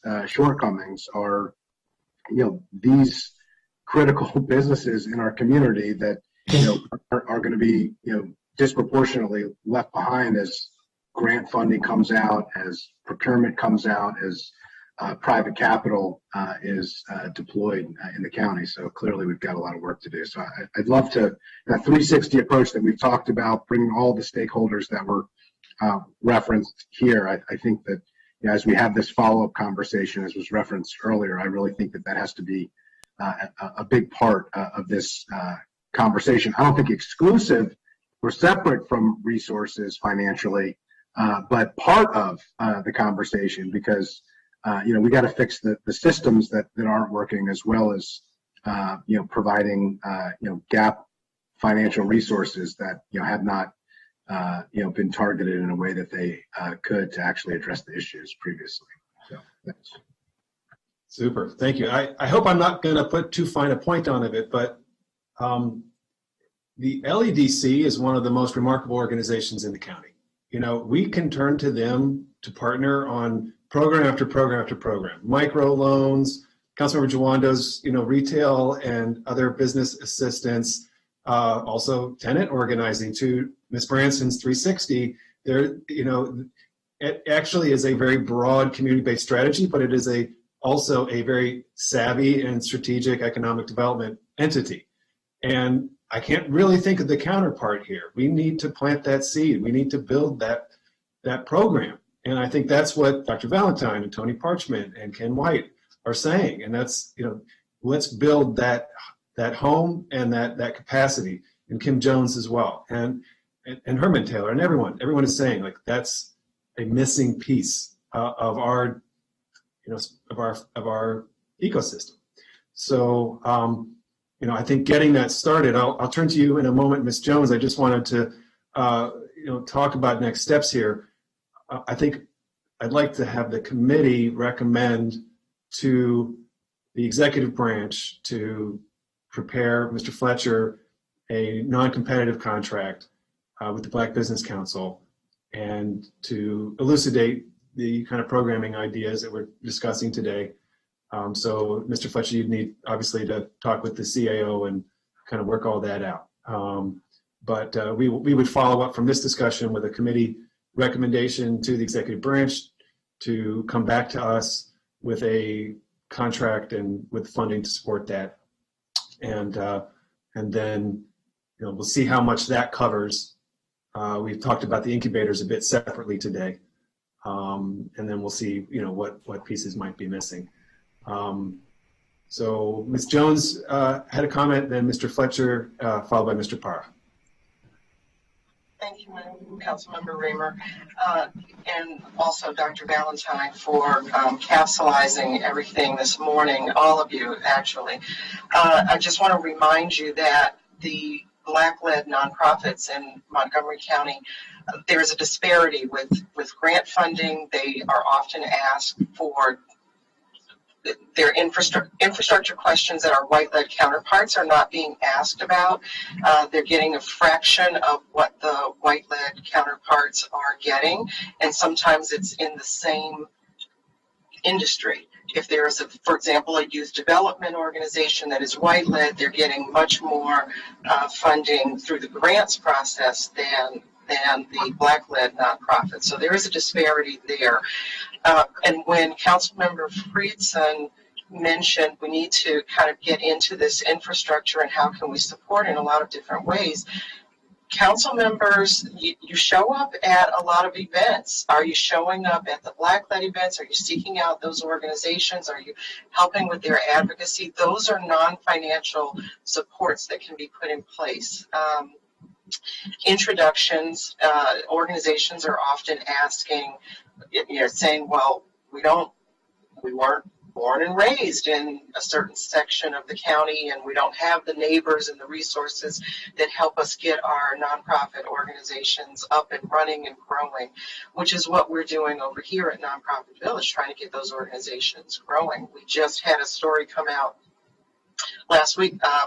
Somebody from Prince George's County government called me last week to say, we heard a story about one of your Black nonprofits that had $6 in the bank, went through your SOAR program, which is 16 weeks, and in less than 6 months ended up with about $16,000, and then it's grown from there. So those are the things that we're putting in place. But when you make those introductions to and allow us to leverage anything that you do invest in a nonprofit with the private sector, it makes a difference as well. And we've done that at Nonprofit Village twice with literally a $2,500 investment from the council and turning it into a $40,000 leverage in the private sector.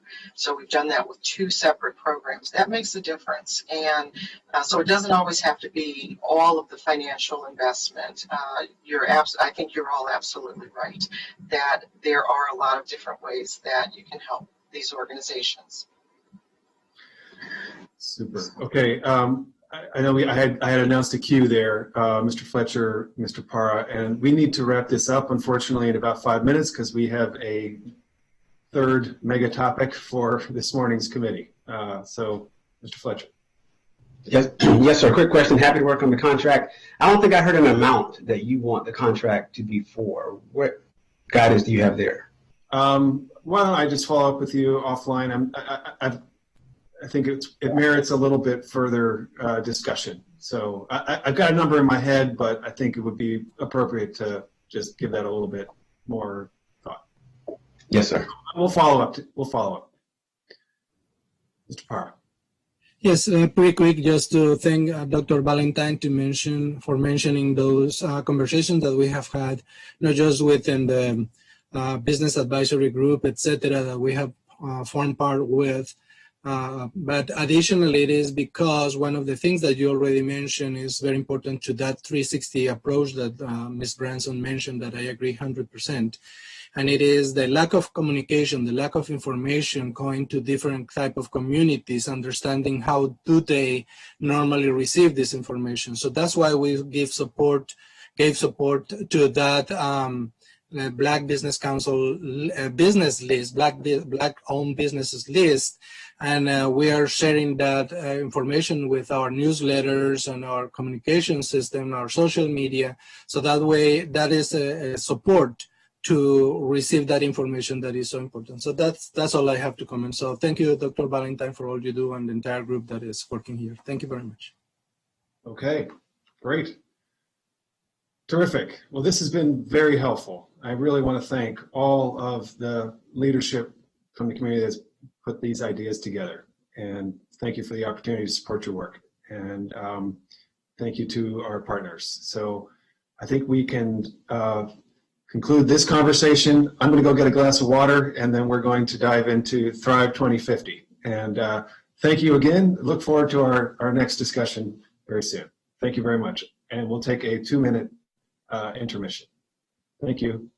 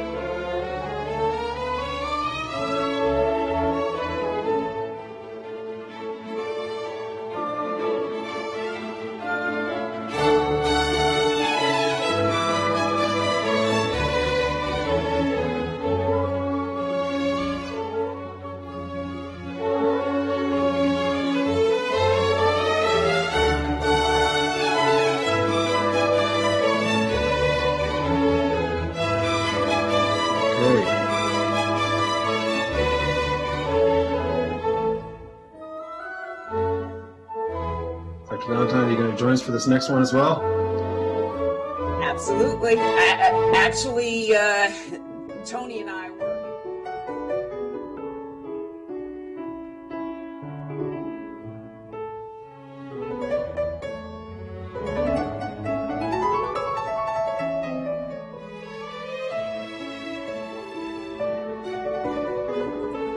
Morning.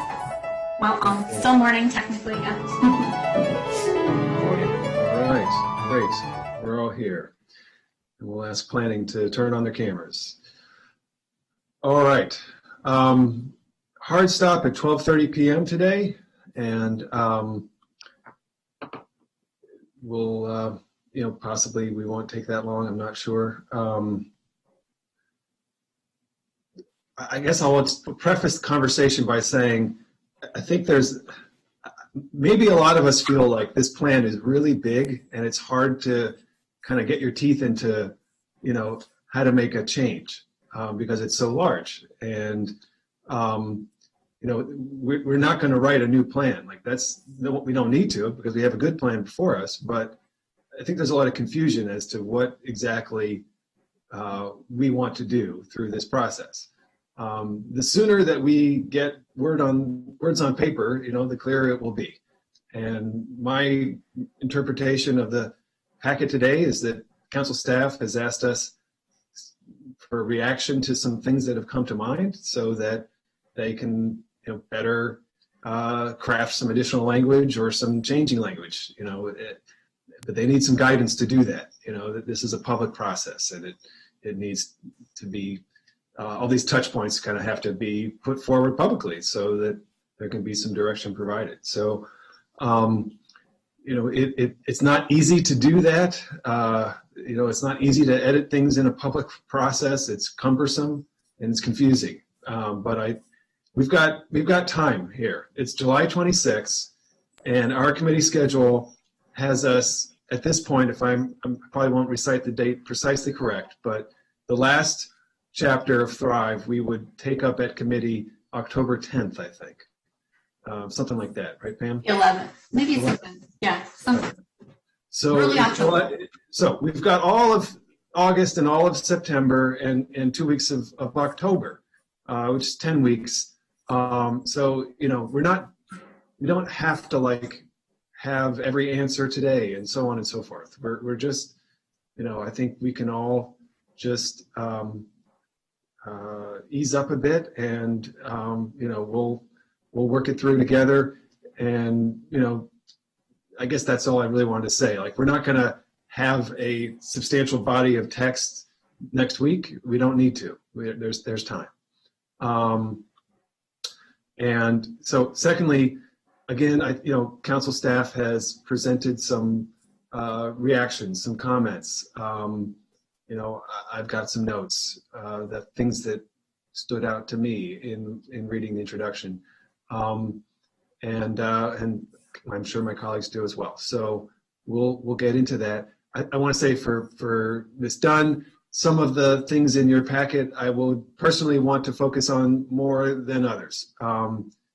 So we've got a lot to get through, and so let's see what folks actually want to focus on within that. So I'll go. Sorry, I can't stop that, I don't think. So I'll go to you, Pam, for any prefatory comment, and then to Chair Anderson and Ms. Wright for any prefatory comment, and then we will dive into the packet. Great, thank you so much. Well, what I would want to say about today, our goal really, this was a team effort with other council analysts. And the goal was really focused just on the introduction. So this isn't about the whole plan today. It's the first 24 pages, the introduction to the document. And it does pose to the committee, walking through every page of that document, places where council staff as a whole, different analysts, had observations and then would like direction from the committee. And it would allow us to work with planning staff in places that the committee feels that either additional text would be useful or not, or whatever, and then we'll go through that, and we won't need to belabor any part of that, but it would be super helpful for staff to at least get answers on the questions that are in the packet today. Thank you, Pam. And you said something there I wanted to bring out a little bit. You'll work with planning staff and with the planning chair on revisions. So I think there's some anxiety that that there's a wall now between the two bodies, but that's not how we're going to proceed. This will be a collaborative process. To the extent that changes are requested, we can ask planning to provide us with language. Sure. Great. Okay, Chair Anderson. Thanks. I'll be brief. We appreciate the council staff's comments and questions, especially concerning errors of the document that need additional clarification. We think particularly the discussion of the relationship between the policies, recommendations, and metrics in the plan and the actions to implement them could bear further explanation or clarity. I do have to say, though, we're concerned that some of the ways in which the council staff has framed questions in the staff report for this session have the potential to take this project sideways or even backwards. The basic structure of the document and subject matter covered have been addressed by the council many months ago, in some cases even a couple of years ago, and we're concerned that revisiting these fundamental questions could bog down the process of working through the plan for quite some time, although I certainly appreciate what the chair just said about the amount of time that we have to work on it. We remain a little bit worried, though, that the potential to go down a rabbit hole is very troubling. At the very least, we believe that any consideration of adding large chunks of material or even entire chapters should happen only after the committee goes through the plan, at which point you can make an assessment whether anything is missing. We have some agreements, some disagreements with the edits and revisions suggested by the council staff, but we want to just caution that one of the things we tried to do with this document was really to streamline it. The original working draft that was delivered to the planning board, the introduction was 45 pages long. The planning board, in reworking the document, cut that to about 15 pages of text. It got a little bit bigger because we added a bunch of graphics and charts and pictures, but we felt that one of the most important things the planning board did was to strip this down to make it more readable and clear. And we're a little bit concerned that if we lose the forest for the trees with some of these discussions about line edits or what weight or emphasis is given to certain topics or characterized, especially in the introduction, that the risk is that by trying to add back every possible question or issue into the introduction, we're right back to where we started, which is to say a document that is rather unwieldy and not communicated as clearly as it should be. And ordinarily in the context of the work product that we delivered to you, maybe it doesn't matter so much because the important thing is to get the substance right. But I think in the context of a general plan, which does not make changes to the law or specific zoning recommendations, it's especially important that the document remain very clear and compelling, and the way that it is communicated and the fact that that's communicated in terms that are very easy to follow is absolutely critical, because the whole value of the plan consists in its ability to be understood and used on a day-to-day basis in the years going forward. So we're happy to work with the council staff to try to resolve these issues offline, and we would very much appreciate some direction from the committee, as Pam just said, about your expectations about how the document will be reviewed and what kinds of input are most productive from both the council staff and planning. Great. Let's get into it, because I feel like we talk about process and we don't actually talk about words, language. So I'd like to take us into the packet, if I could just proceed with that. And we'll take it from there. So I'm going to actually grab the reins here a little bit. Pam, you've, I think, suggested some very minor wordsmithing in your first section. There's a sentence in here that occurs in the planning board draft, that we prospered under this arrangement, and you think that there could be some more nuance expressed. That sounds like I don't have any objection to that. It sounds I'm not going to say this is insignificant, but it does not sound like something of great significance to adjust those words. So I'd like to just keep moving. Again, some of this is I think very small wordsmithing. Let's try to focus on what is potentially more substantive or perhaps requires some discussion. So can we go to number 2? What is a general plan? What is Thrive 2050? I thought you had an important point here, Pam. When I compared the planning board draft with the public hearing draft, I did see your comment here, your point that the original draft expresses itself more clearly as a land use plan. And I think the planning board draft is it doesn't read to me as clearly as expressed as a land use plan, to the point that, for example,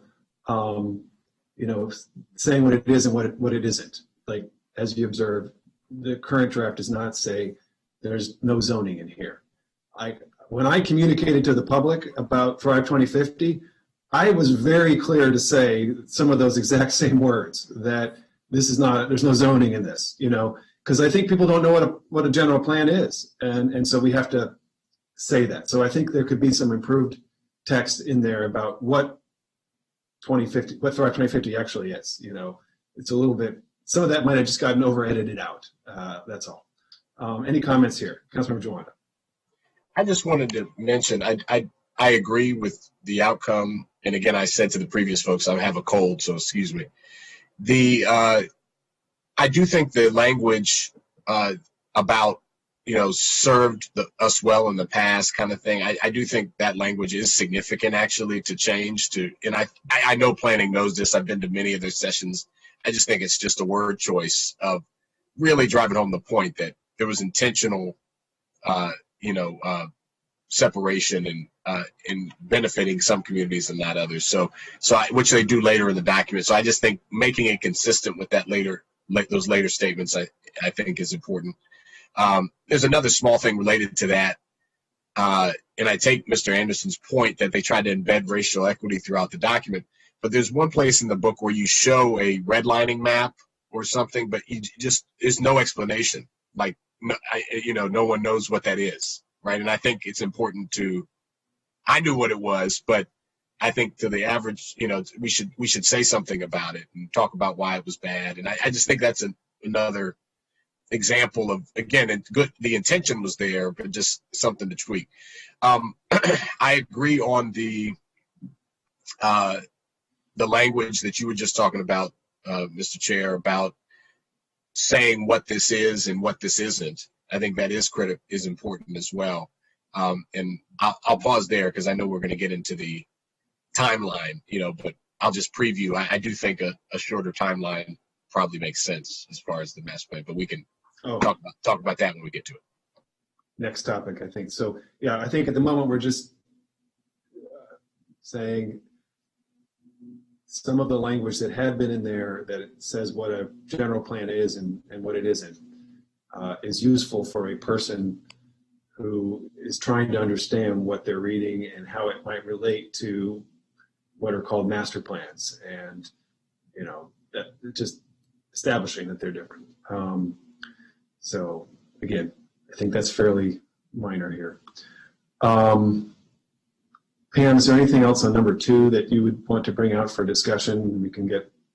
The only thing would be just a very brief mention of the prior general plans, just to set a context for anyone that, this will be when it's adopted the current one, but what were the previous ones? Right. Just a, paragraph. Right. Okay. Let's talk about the timeline question. We kind of broached that topic last time. I don't know that we have to solve it today, although Councilmember Joando expresses a view that I think is aligned with my own. I just think the pace of change is accelerating, and I think that we don't have to get around the axle here, but I don't personally. I think it would be fine to express an expectation that this plan should be taken up at the point in the future at which circumstance warranted, and that we don't exactly know how long it is truly for. It could be 20 years, it could be 40 years. Like, we actually don't know. I don't know that this is a huge deal, but let's hear what our colleagues say. Chair Anderson or Ms. Wright. I don't want to get too hung up on this. I guess I'm not in agreement. I don't think we're in agreement that it should be shorter. There are, in fact, area sector plans in the county that are more than 30 years old. I think Friendship Heights is over 30 years old now. So it would be a little bit weird if we had a bunch of sector plans that were older than the expected time horizon of the general plan. But more to the point, I think that the way we structured this document was very mindful of the problem which you have correctly identified, which is about the pace of change. And that's why we did 2 things in order to address that, which are not related to the time frame, but I think they get at the same issue. The first is that we included some reasonably specific recommendations, but we intentionally put the more detailed action items needed for implementation in a separate document in order to allow those to evolve over time. We felt that it would be a mistake to put a lot of detailed specifics in the plan for exactly the reason you identified, because they would be overtaken by events. And I think we'd all look back in not 20 years, but really 2 or 3 years and say, wow, all these things got overtaken by events. Maybe we need to rewrite the plan. So in order to address that, we left the recommendations and the metrics for evaluating future proposals, unforeseen opportunities, challenges. We put those in the plan document to allow an appropriate level of generality, but still specific enough to guide action and be meaningful. and then kept the very hyper detailed work program type specifics in a separate document so those could change over time. The second thing, which I want to emphasize, is the use of metrics is really, that was something that the planning board added that was not in the original working draft. And the reason we thought that was important was, as I said, it allows you to evaluate new ideas that weren't anticipated in light of the direction of the plan. So if somebody came along in 10 years and said, wow, teleporting is now a means of transportation, what are we going to do about that? We could look to the plan and get meaningful guidance about whether or not we should have teleporting as an important part of our transportation. I have to interrupt you. Can I interrupt you here? I got feedback from people after our last session that Hans Riemer is talking about flying cars. So let's not talk about things like teleporting, because there are people who are watching this and they're going to go on their neighborhood listserv and they're going to say that the county council is talking about teleportation. Well, let's pick another subject. Let's say there were, God forbid, another terrorist attack on Washington, D.C., or let's say there were another pandemic that disrupted our economy, our social structure. There's a lot of things bad things that could happen. There are some good things that could happen. Let's say the life sciences sector, some of the life sciences opportunities that have been created in the last year or so led to a massive explosion in the demand for lab space and revived the office market in a way that we really are not anticipating happening. The metrics in this plan about concerning economic development, concerning social and racial equity, concerning environmental sustainability will remain relevant even if something like that, good or bad, happens that wasn't specifically foreseen in the year 2021 in July. And I think as we emphasized the last time we all were together in one of these meetings, we stuck to the fundamentals. We did not try to predict what will happen with robots or artificial intelligence or self-driving cars or anything else, because we felt that there are classic, enduring things that make human settlements work. And that's what this plan leans on very hard. And for that reason, we believe that this plan has very good chance of lasting 30 years plus. Now, I'm not going to fall on my sword over 2050, and I think that maybe a more helpful way of thinking about this is something you just hinted at, which is maybe it's open-ended. Maybe we don't say it's 30 years or 10 years or 50 years. Sorry to interrupt you, but it's not like if this plan doesn't last 30 years, it's not a good plan. No one's saying that, right? It's just the point that I think all I'm saying is maybe we should acknowledge that there could be circumstances that change. I don't even know if this is worth arguing about, honestly, because a future council will change the general plan if they want to, Well, that's what I was going to say, is that the county council can put the general plan in the planning department's work program anytime they want. Yeah. They could put it in 2 years from now to redo it again, or 5 years from now. But I think we're mixing sort of apples and oranges a little bit. We tried to pick a point in the future that was similar to other general plans and how many years between general plans that these documents have been updated to create a vision and to create an idea and to lay out, again, basic parameters and sort of get a mandate about where we're going, so that we can then do a whole series of individual master plans, sector plans, studies, legislation, all of those things that will be in accord with this sort of vision for the future. Yeah. And so the number is not as important, but what I think is important is to understand that this is supposed to be long range. This is not supposed to be looking at what's going to happen in the next 5 years. This is supposed to be long range. And that's what a lot of folks struggle with.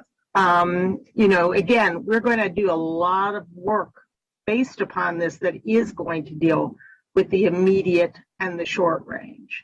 But I think by putting 2050 in this, the goal is to really explain to folks, this is long range. This is not your area sector plan. Okay. Yeah, why don't we just keep moving here? I mean, I think that, okay, Andrew's raising his hand. Let's not delve in. I don't know that this is an important discussion. I really don't. Well, yeah, we've begun it, so I think we should continue it. If the goal here is to take 2050 out of the title of this plan, I mean, I think that that's a distinction without much of a difference, and I agree that it doesn't really matter. And I do think at certain points of this conversation, we delve from like wordsmithing specific stylistic choices and then major questions of, you know, what this is and what this isn't. And I think we should decipher between those two things, and we should have those conversations in the appropriate context without kind of going back and forth. But I think it's important to note that, first of all, Thrive 2050 as the work plan, a 30-year plan, has been what this approach was from the beginning of this process, which started 2 years ago. So I'm just a little bit surprised if this was going to be the approach that we were taking, and if this is the view of why this wasn't discussed in one of the several earlier work sessions that we had where these conversations began. That was the type of question of what this general plan is intended to do and how long it will go. You know, to me, that was the whole purpose of those check-in conversations. So I will frankly say that I'm a little surprised by it. In addition to that, I think it's important to note that when you look at the original general plan in the 1960s, this would go in a similar time frame, about 30 years to the refinement, about 30 years until now.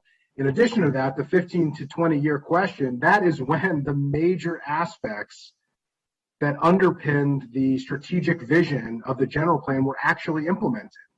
When you look at 1980 with the land conservation decision, which was the basis, you know, and a core tenet of the land use pattern of the 1964 general plan. When you look in 1973, correct me if I'm wrong, inclusionary zoning and the question of you know, the MPDU program, you know, that was almost a decade later. And so the idea that we would set a general strategic plan and have that be a similar time frame to the implementation master plans just seems odd to me, and not really the way that we do planning here. It could be we could change the way we do planning here if that's what our goal is, but that is a dramatic shift from what we've done and what this, you know, project has been for the past several years, what the community has weighed in on. So, you know, if the conversation here is whether or not we should remove 2050 because we don't know when we're going to come back to this, and any council can come back to it at any time, you know, fine. I don't think that really matters. If the question is, that's what I'm saying. If the question is, you know, whether or not this plan should be viewed as a 15 to 20 year plan as opposed to a 30-year plan, then I think we ought to really think about that, because if we think that these issues in the general plan could be outdated in 10 or 15 years and need to be rewritten, then I think that we have misplaced them in a plan of this type. And I think what you heard earlier from both Chair Anderson and Ms. Wright is that there was an intention and a goal of putting certain things in an appendix in terms of how to begin to implement this, which can be changed, should be changed, will need to be adapted, and the actual plan, the strategic vision, which is supposed to be an enduring document. And I do think we ought to think about it as 30 years. And I think then we should have the discussion of whether the things that were decided to be placed in the plan itself are appropriate and enduring, and the things that are in the appendix are appropriate. That, to me, that is the more fruitful and related conversation to this. And I think it is important that we decide on what the goal is there, because then we're going to have to make decisions on what is in the appendix and what is in the actual, you know, plan itself, which I think should be enduring and I think should be intended to last approximately 30 years, although certainly any future council can go back to it at any time, more or less. Yeah.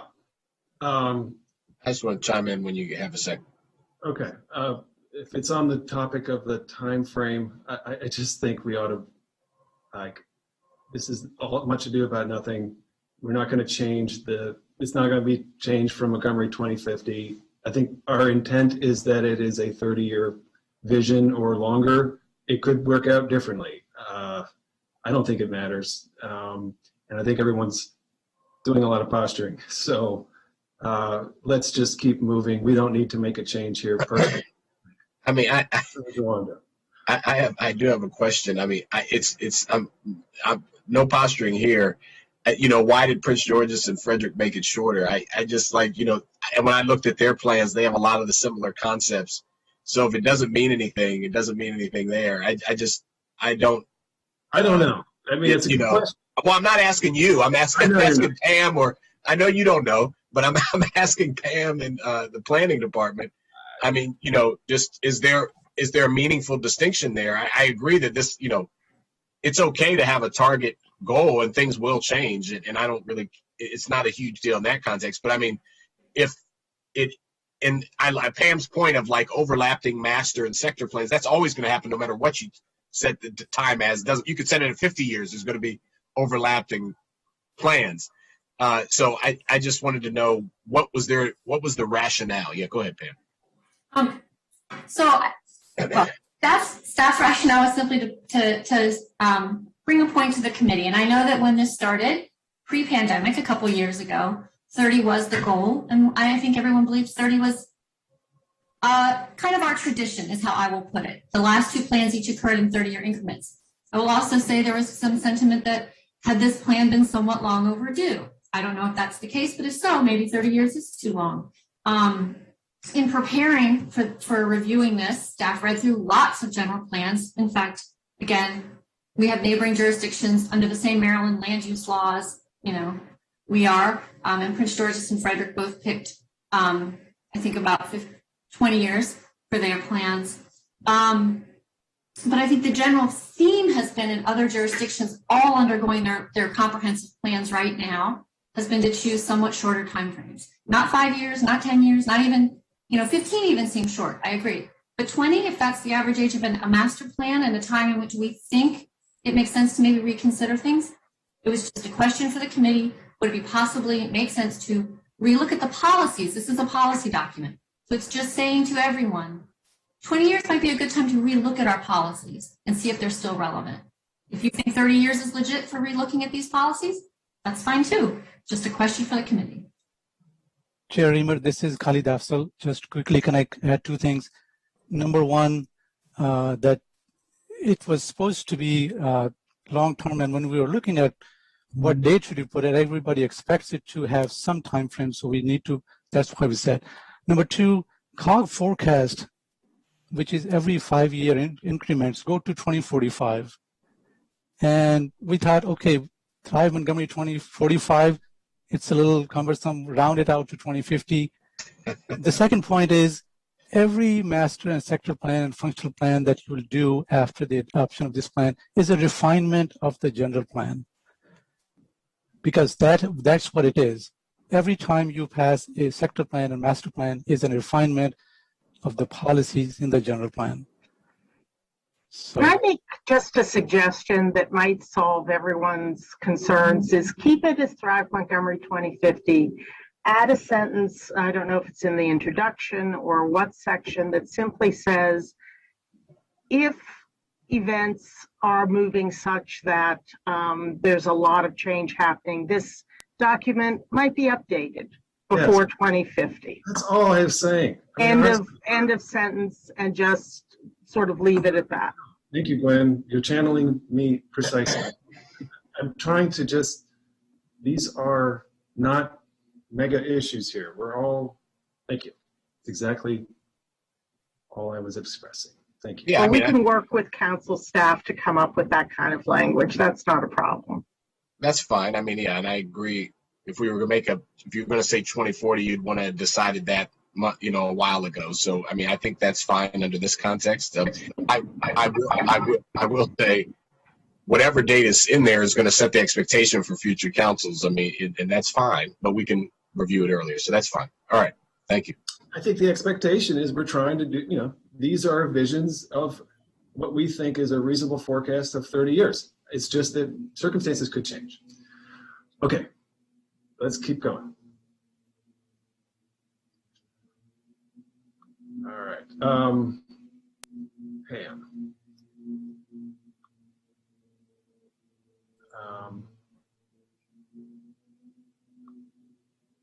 Pam, what's next in the memo here? I think you're number 3, the overarching objectives of the plan. Okay. So this is an important one because this plays out throughout the metastructure of the document.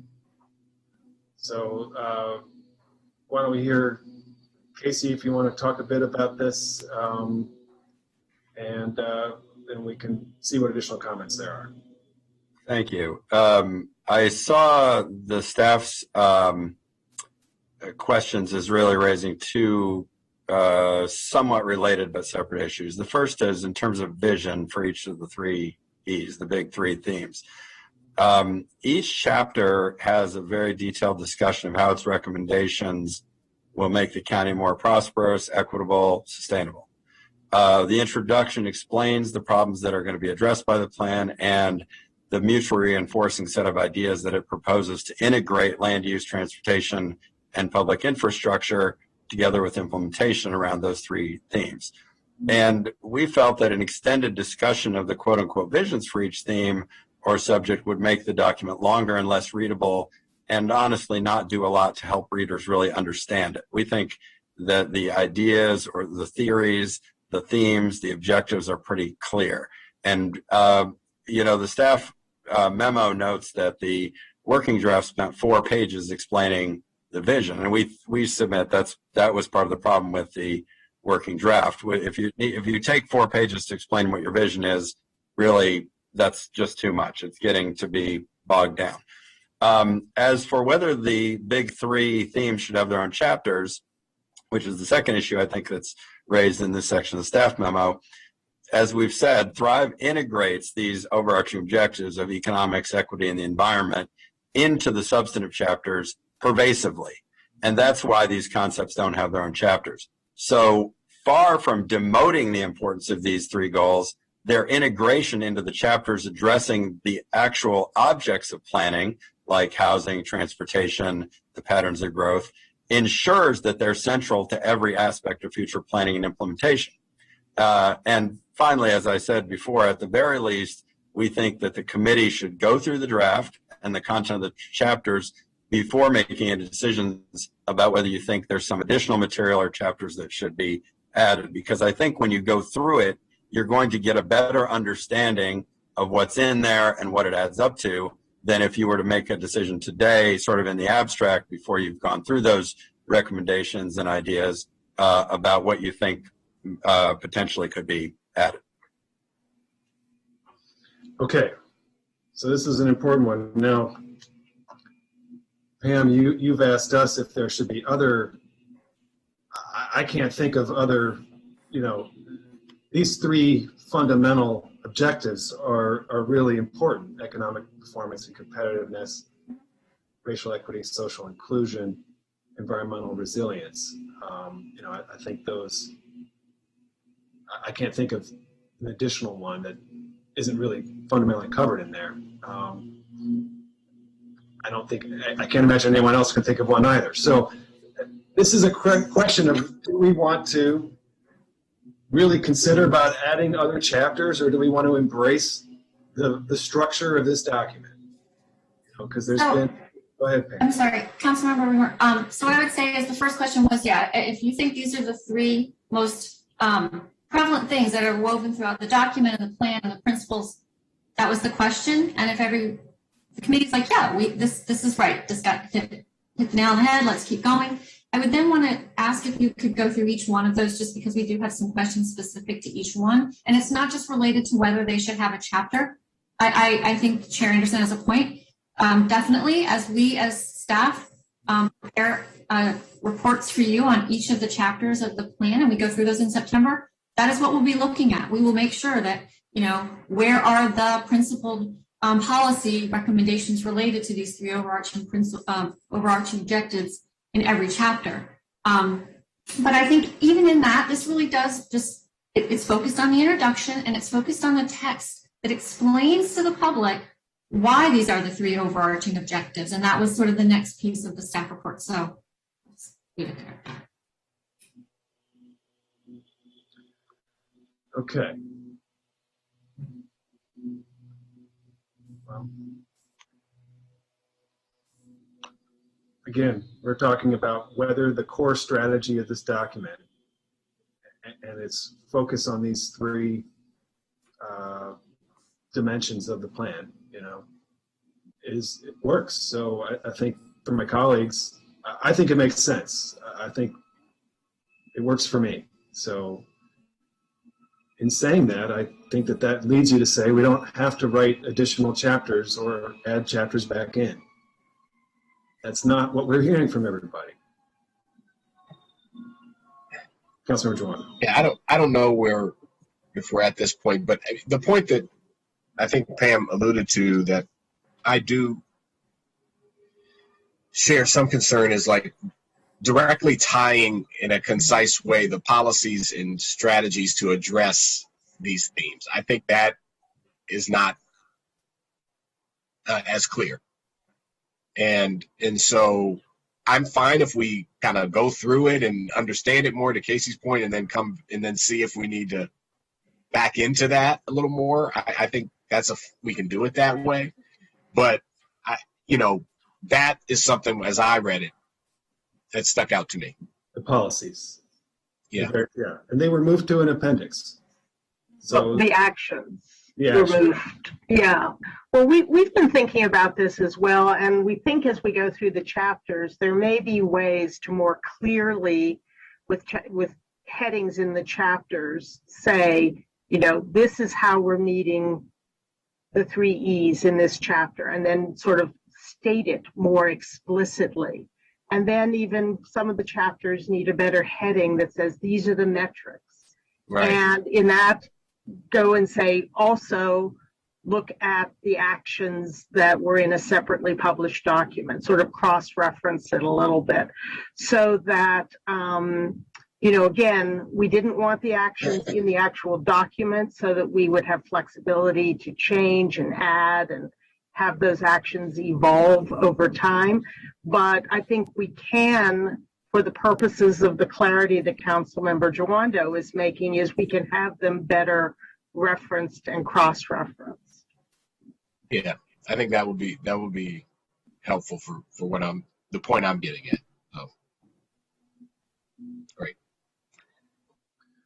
Okay, so let's go into economic performance and competitiveness, Pam. Oh, good. I see that Jean has joined us.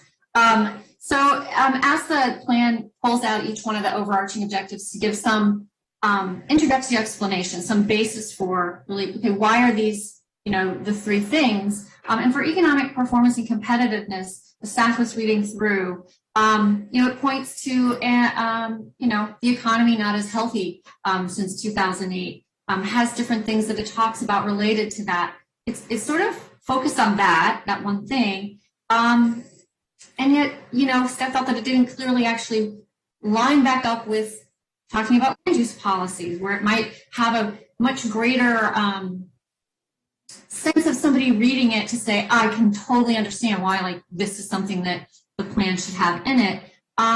So that link is not very strong. And again, for each one of these objectives, what you'll see is the plan says, okay, here are some actions that we think that should occur, or in this case, they state what they think they should be, but then there's no mention of the policies that could support those actions. It's sort of left hanging. So maybe again something to revisit. Okay, I don't know. I'm having trouble understanding exactly what you mean, but one thing that did stand out to me in the introduction was it has a very much of a snapshot in time feel to it, to me. Some of the data cited is very current and of a short time frame. It's not longer trend data, and that makes it feel more of a moment. And there's some other language in there as well that I think references current events in a way that I think we could make it more general about current trends rather than current events, I guess. That would, I think, help a future reader not feel like they're looking at somebody wearing bell bottoms, in the 70s, but they're looking at a great piece of art. Those are back, by the way.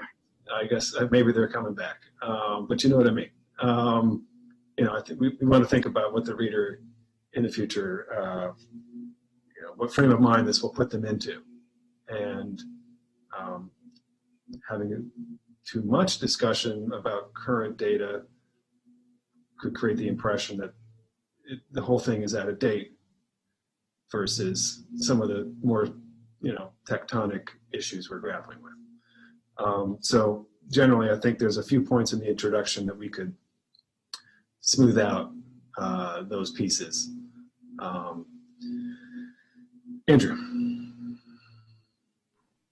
Yeah, appreciate that. I think there's kind of two pieces here. One is the introduction and some of the things that you were just talking about. The other is the introduction is, introducing the plan itself. And I do think Ms. Wright was talking about, really the plan itself. And as we go through the chapters, how do we address those overarching issues? And if there are refinements or tweaks to language, that are fairly modest, I think that's something that, council staff and planning staff and the planning board can discuss and work through and present us with some, specifics as we work through it, and we can, adapt and adjust, accordingly to some of those tweaks. I mean, I think there's, kind of two pieces here that we ought to do, and I think, it would be helpful if we, address some of the changes in the introduction if we want, which are really, tweaks to how the information is presented, which, I think is fine. It would be helpful if we had specifics that we could weigh. I think some of the challenge here is that there are kind of overarching questions, but there aren't really, specific, here's what's missing, here's what's left out, here's a different way to present this data that I think would be helpful. And then I think as we go through the chapters, as we talk about, what the future conversations and work sessions look like, I think this, overarching question of how are these broad themes addressed within the chapter that we're reviewing, and whether or not that's adequate, and are there ways to, refine it, as Ms. Wright, noted earlier. Perhaps, that lens and that context is something that they can, look through too, and address that concern and come up with, ways, that are specific to us to review as well, I think would be helpful. I think a lot of the comments on page 5 of the staff report are really things that we may want to, address as we go through the actual document. And there are some, things that, suggest, like a greater emphasis on the benefit of employment opportunities near where people live and that kind of thing. And we can, if need be, in the chapter on compact communities, for example, emphasize that a little bit more. But the goal of the introduction is really to pose the challenges that we're facing, and which is why all that data is there, and to sort of explain that this is a critical theme. But the point of the introduction is not necessarily to lay out every goal, policy, and action related to that theme. That happens throughout the document. Yeah. Can I just tell you, I agree very strongly, Mr. Chair, with the suggestion to try to beef up, not just to update the data, although we're kind of at a weird point right now since the census just happened, but we don't have a lot of new census data.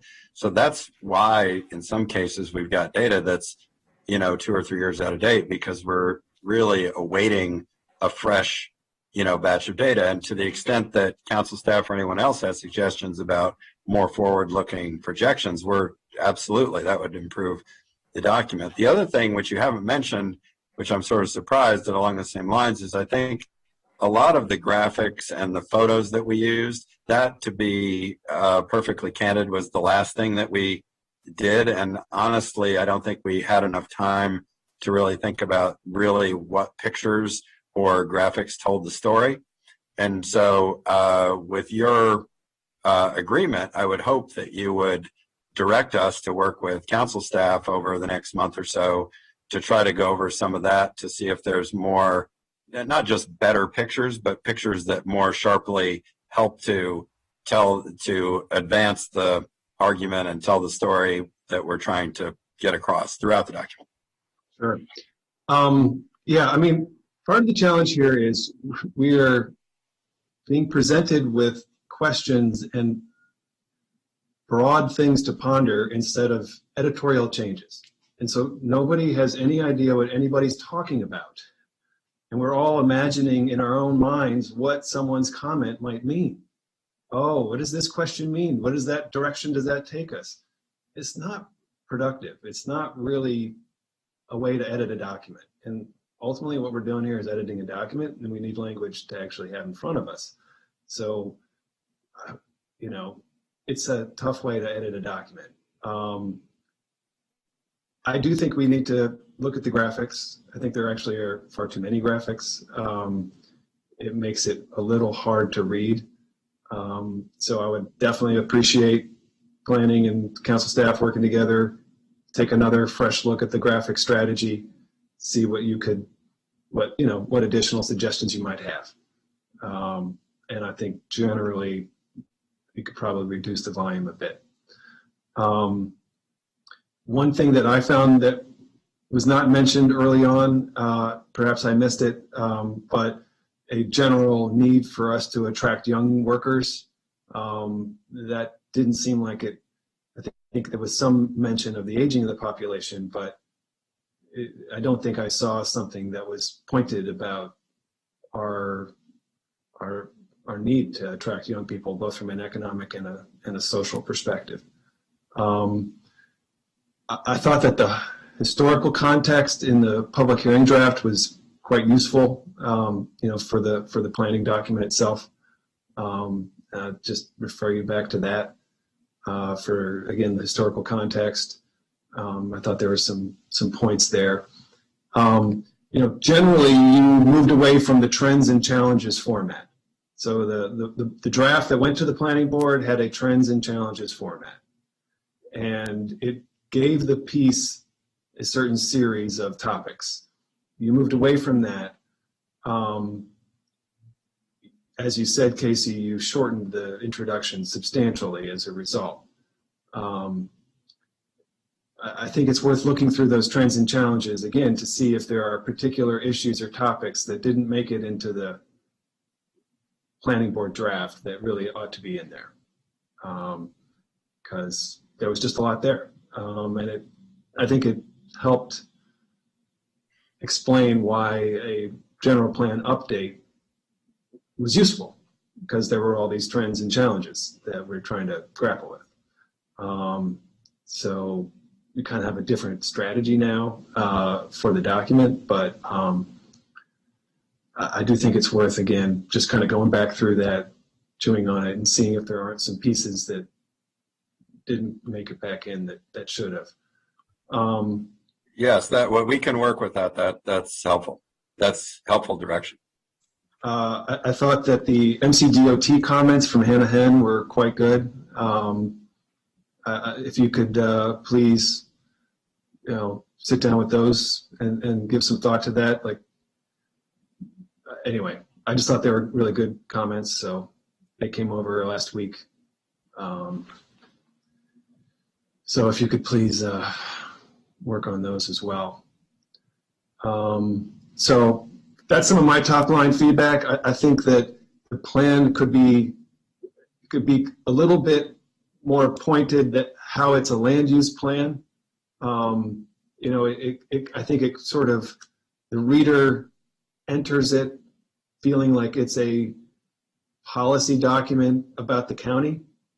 I think it really the entry point should be it's a land use plan and that involves all these policy issues.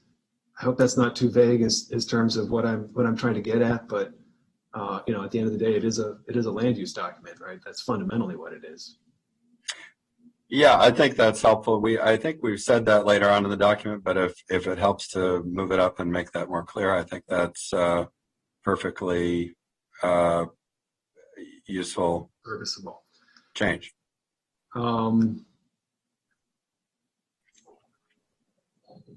Okay, and those are some of my comments. Do any of my colleagues have specific comments about the introduction that they would like to share with council staff and with planning?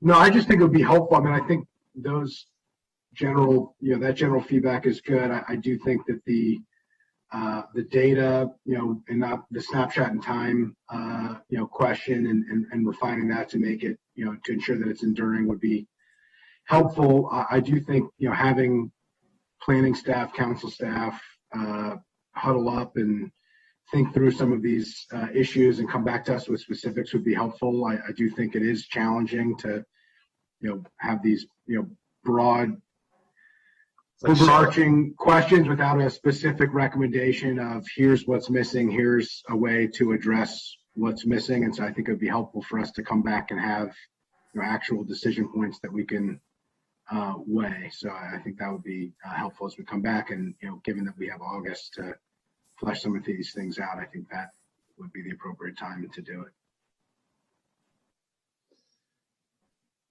Absolutely.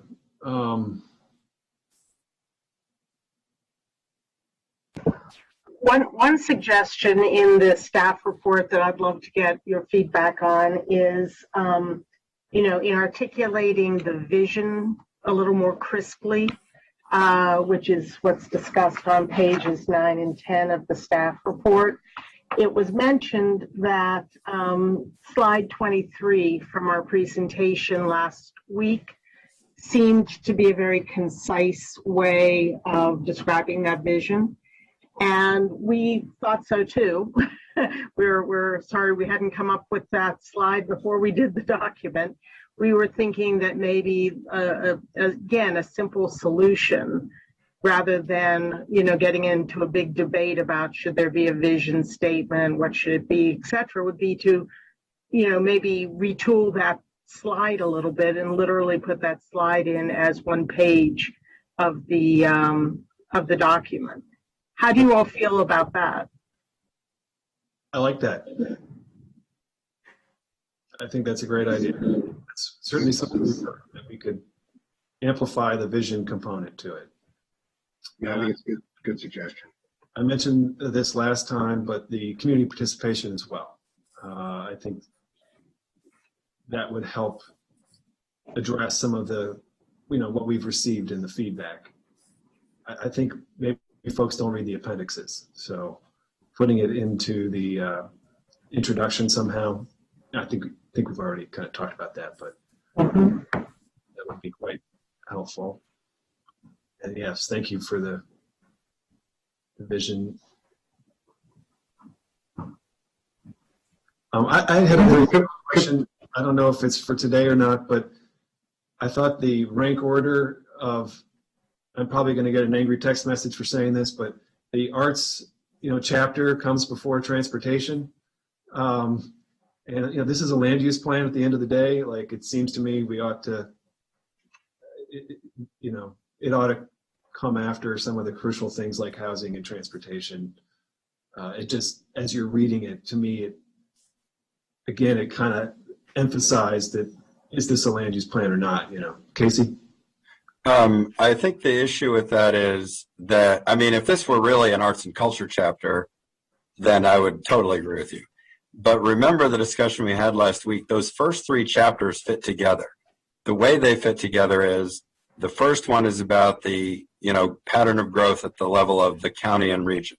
The second chapter about complete communities is about the 10,000 foot level, the design of neighborhoods or districts. The third chapter, which is titled Design, Arts, and Culture, is not really so much about arts and culture as it is about the fine-grained details of individual development sites. That includes things like how projects are designed to provide walkability, the way that the built environment relates to the natural environment, the public and private realms. So it's not really an arts and culture chapter, even though that's part of the title. And it kind of fits, like I said last time we got together, it's like a Russian nesting doll. It's like big, medium, small scales. Okay. And then we talk about housing, transportation, parks, because those are functional things that once you've filled in the blanks of big, medium, small scale, then you're talking about the specifics. Okay, what does that mean for housing, transportation, parks and recreation, some of that other public infrastructure? So there's nothing was intended to be implied about relative importance, but they do have like a logic in terms of one thing leads to the other in those first 3 chapters.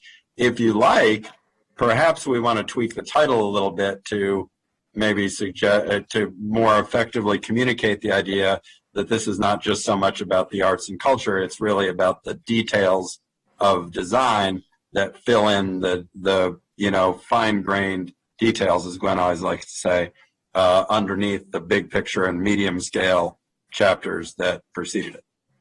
I think that'd be helpful. I mean, as a consumer of these documents, I tend to think I know what I'm reading when I see a headline like arts and culture. It sets a certain expectation of what the content is. So I think we might need to make sure we're setting the appropriate expectation of what the content of the chapter is. So yes, thank you. Could I just make, as we go through, because we're kind of talking about the introduction, but we're also talking about, kind of the future as we go through this. I think it would be helpful as we look at the different aspects of this to, one, have the overarching question of how the broad themes of this plan are embedded, and have that discussion as we take on each chapter and allow for planning to provide that feedback. I also think with some of the other recommendations, it would be helpful, either it's a collaborative approach where both, work together to address an issue and here's the recommendation that's before us, or a recommendation from council staff. And in the packet, I think, the rationale reasoning from planning, like almost like a response of here's how we believe we did this, or here's our rationale for how we did it. Here's another, way of doing it. I just think it would be helpful to have that as we consider it, because ultimately we are editing a draft that has come before us that has gone through a robust process already, and I think it would be helpful to have the rationale behind why the decisions were made at the outset of the conversation. Yeah, I mean, I think generally council staff's memo asks us questions, should it be like, it's hard for me to respond to that. I maybe it's just the way I think, but I need to see some actual language to better make a decision as to whether I think it's important or not. So as we proceed with this, I think we need to see actual recommendations from staff versus open-ended questions, and we can better react to them, But if you ask me if, are there additional objectives, or are there, should we have different kinds of data? For me, honestly, the question is, I don't know. Show me what you're talking about, and I might be able to better answer that. So, To that point, I think, Pam, you do this, but maybe it can be, an illustrative list. For example, you could, X, Y, and Z. And it could be on both sides of the ledger. Obviously, I know this. We have this system, which I won't go down the rabbit hole on, where staff makes recommendations. Some very, politely, others very forcefully, right, somewhere in the middle. And so, but I think it would be helpful to, like, if you could frame it on one side or the other, or both sides. If there's two sides, I'm realizing this isn't a situation where there's really two sides.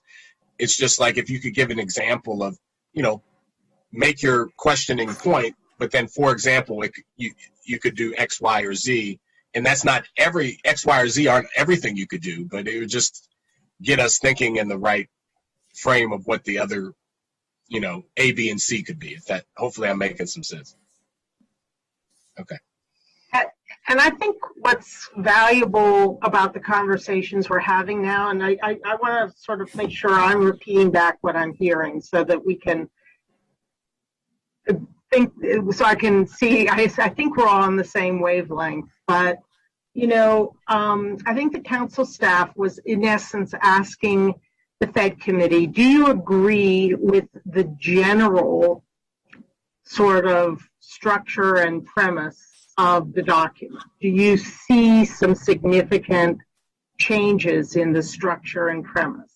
What I've heard today is that, you all have some very specific word changes or sentence changes or things that you think should be inserted, for clarification, that you are concerned about making sure that the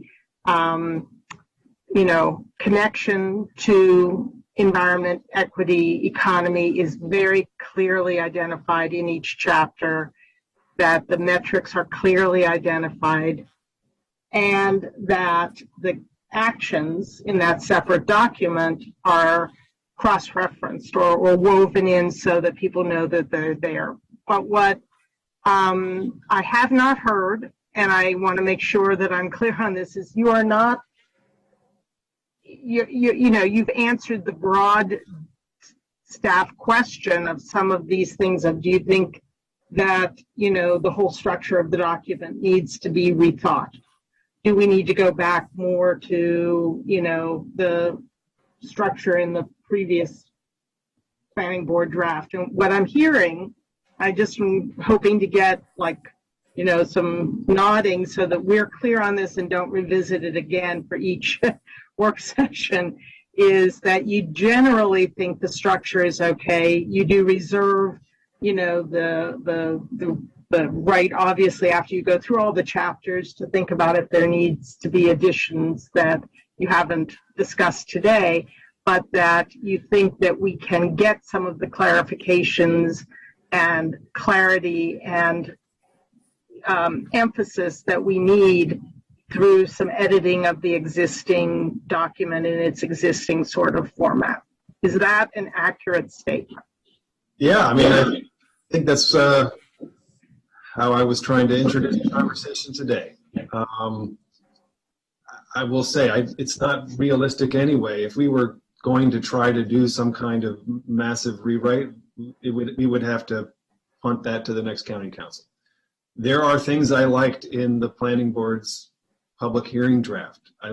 There were things I liked, I admit. I liked the trends and challenges. I thought that was cool. It had some speed and it had some focus. I don't think we need to rewrite the document. You decided to take those out and you worked on it, and so you've given us a different document, and I don't think we need to go back.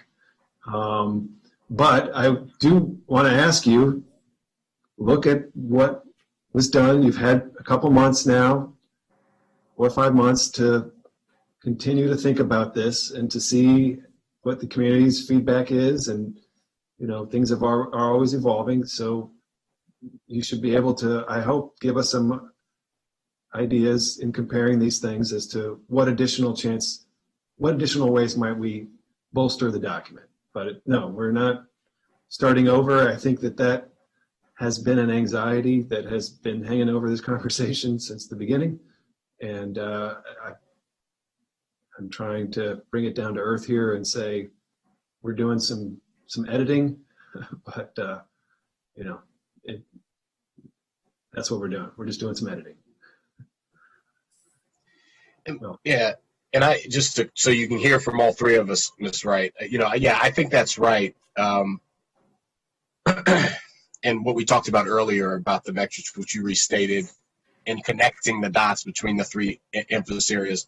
I do think this plan, in some areas, for example, it is kind of like making an argument, and I think that in some places is not as appropriate as you know, it should be saying, you know, for example, the business conditions. We shouldn't be just saying we're bad, and you know, we should be saying here are the goals. Here's what we want to do to bolster economic competitiveness, and here's how we're going to get there. You know, it shouldn't be like, you know, we suck. Not say, you know. And so I just think that is, and forgive the pejorative language, but I just thought it would be a clear way to make the point. So I do think there's some of that, but that can certainly be within the current construct, because I don't disagree with the principles and what we're trying to accomplish here. I hope that makes some sense.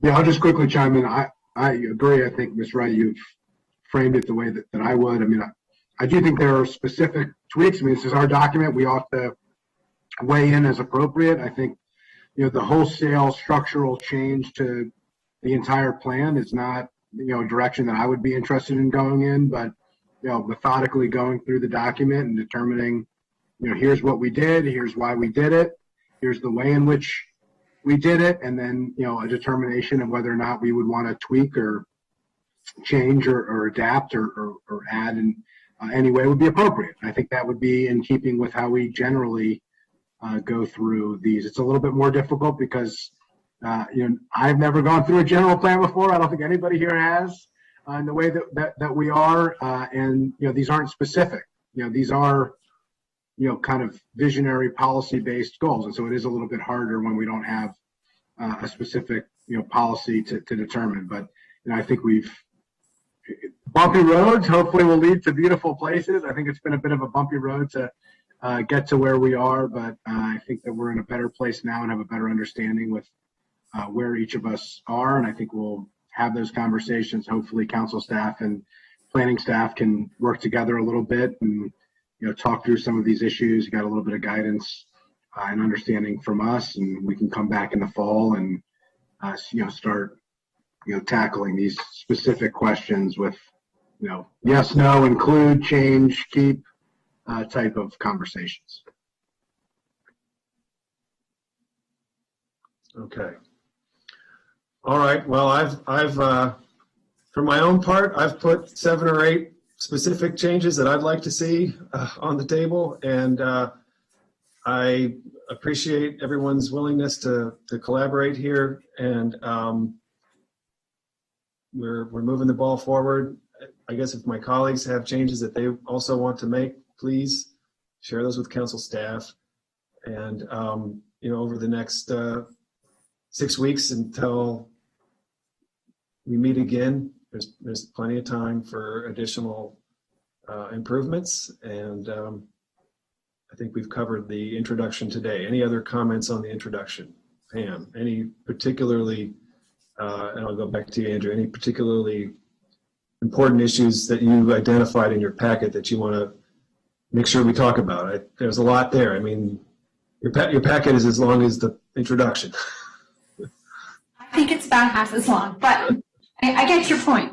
No, I just wanted to make sure. I mean, really, the whole goal was to put out some big questions so the committee could give direction, and we definitely have got that, which is great. And the other was really not to restructure or go back to the public hearing draft, but as I hear Councilmember Reamer saying, and even the other committee members to a point, there are pieces of that public hearing draft that had some beneficial information for the public that can get reintegrated back into this introduction. We didn't talk about it in particular or very pointedly, but I do want to bring up the racial equity and social justice piece of that overarching objective. You know, we do have someone on council staff. She's really our expert in this area. She read through that chapter, and she's the one who helped craft our observations on that, which we did request going back to that public hearing draft with a lot of that information. A lot of it was lost between the two documents, and the graphics, as Councilmember Chawando mentioned, you can't read some of them. And I just want to make sure that this is not about a complete restructuring, but that we have latitude to go back and bring in things that we think are helpful to the community to read. Okay, that's good. Thank you for bringing that out. So we got some feedback that there was some substance in the chapter that needs to be in the draft from our staff. Okay, so we'll ask you to follow up with planning, and I'm asking for a collaborative editing process here between council staff and planning. So I just think there's too much to do here not to get their help. So, so if you'll please keep us, apprised, and let's make sure that this document reflects the council's strong desire to have a really clear visionary statement around those issues. Yeah, I'll just quickly say, I think to me that's part of what I was saying before with the overarching goal of how they were embedded, why it addresses it. I mean, I think we ought to make those decisions. I mean, it would be helpful for me to specifically look at the graphics and have that. I will, now that it's been raised, I will go back and look at it. I think there's some valid points that have been raised there about those particular graphics, and frankly about all the graphics that we can look at. But I do think that's a key part of the conversations we have throughout each chapter, that we raise those questions of how are these items embedded, and then ultimately make a decision of whether there needs to be additional beefing up in order to not lose anything that is perceived to have been lost. Just unrelated to the introduction, just for next steps, do we have a schedule yet, and a meeting by meeting?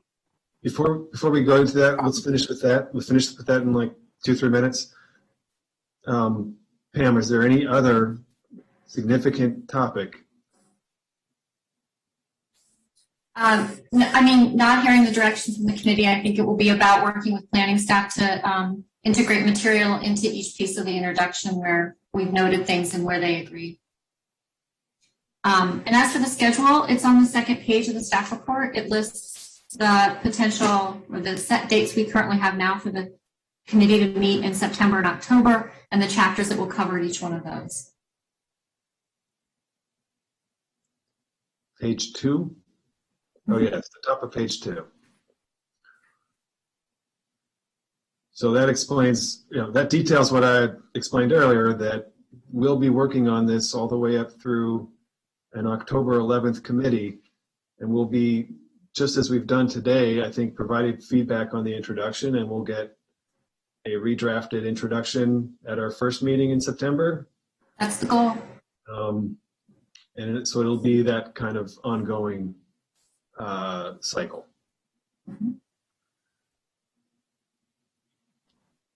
Okay. I was just making sure that based on this conversation that we're going to move forward with that schedule and that everybody is on the same page. That was the intention of my question.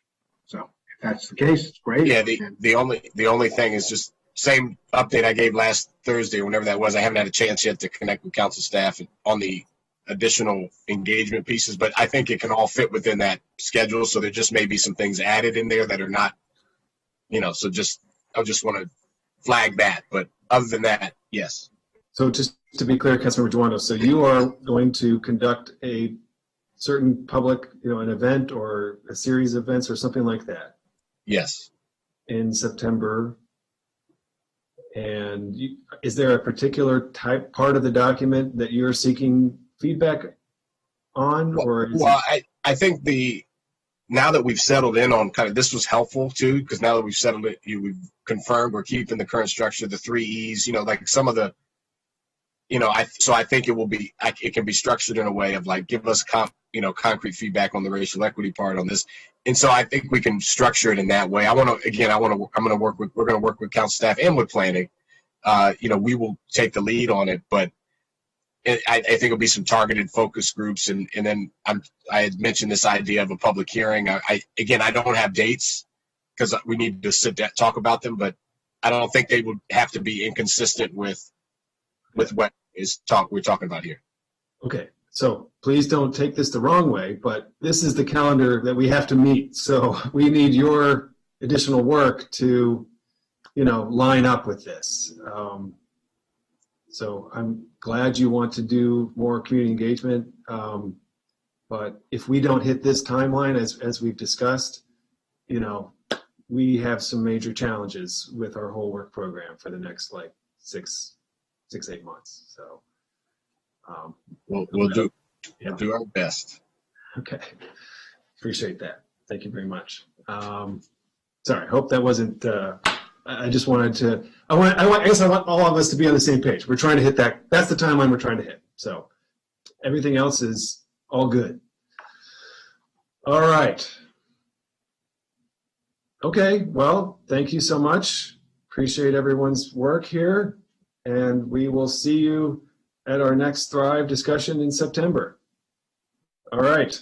Thank you, everybody. Por favor, solamente llame y por teléfono puede proveer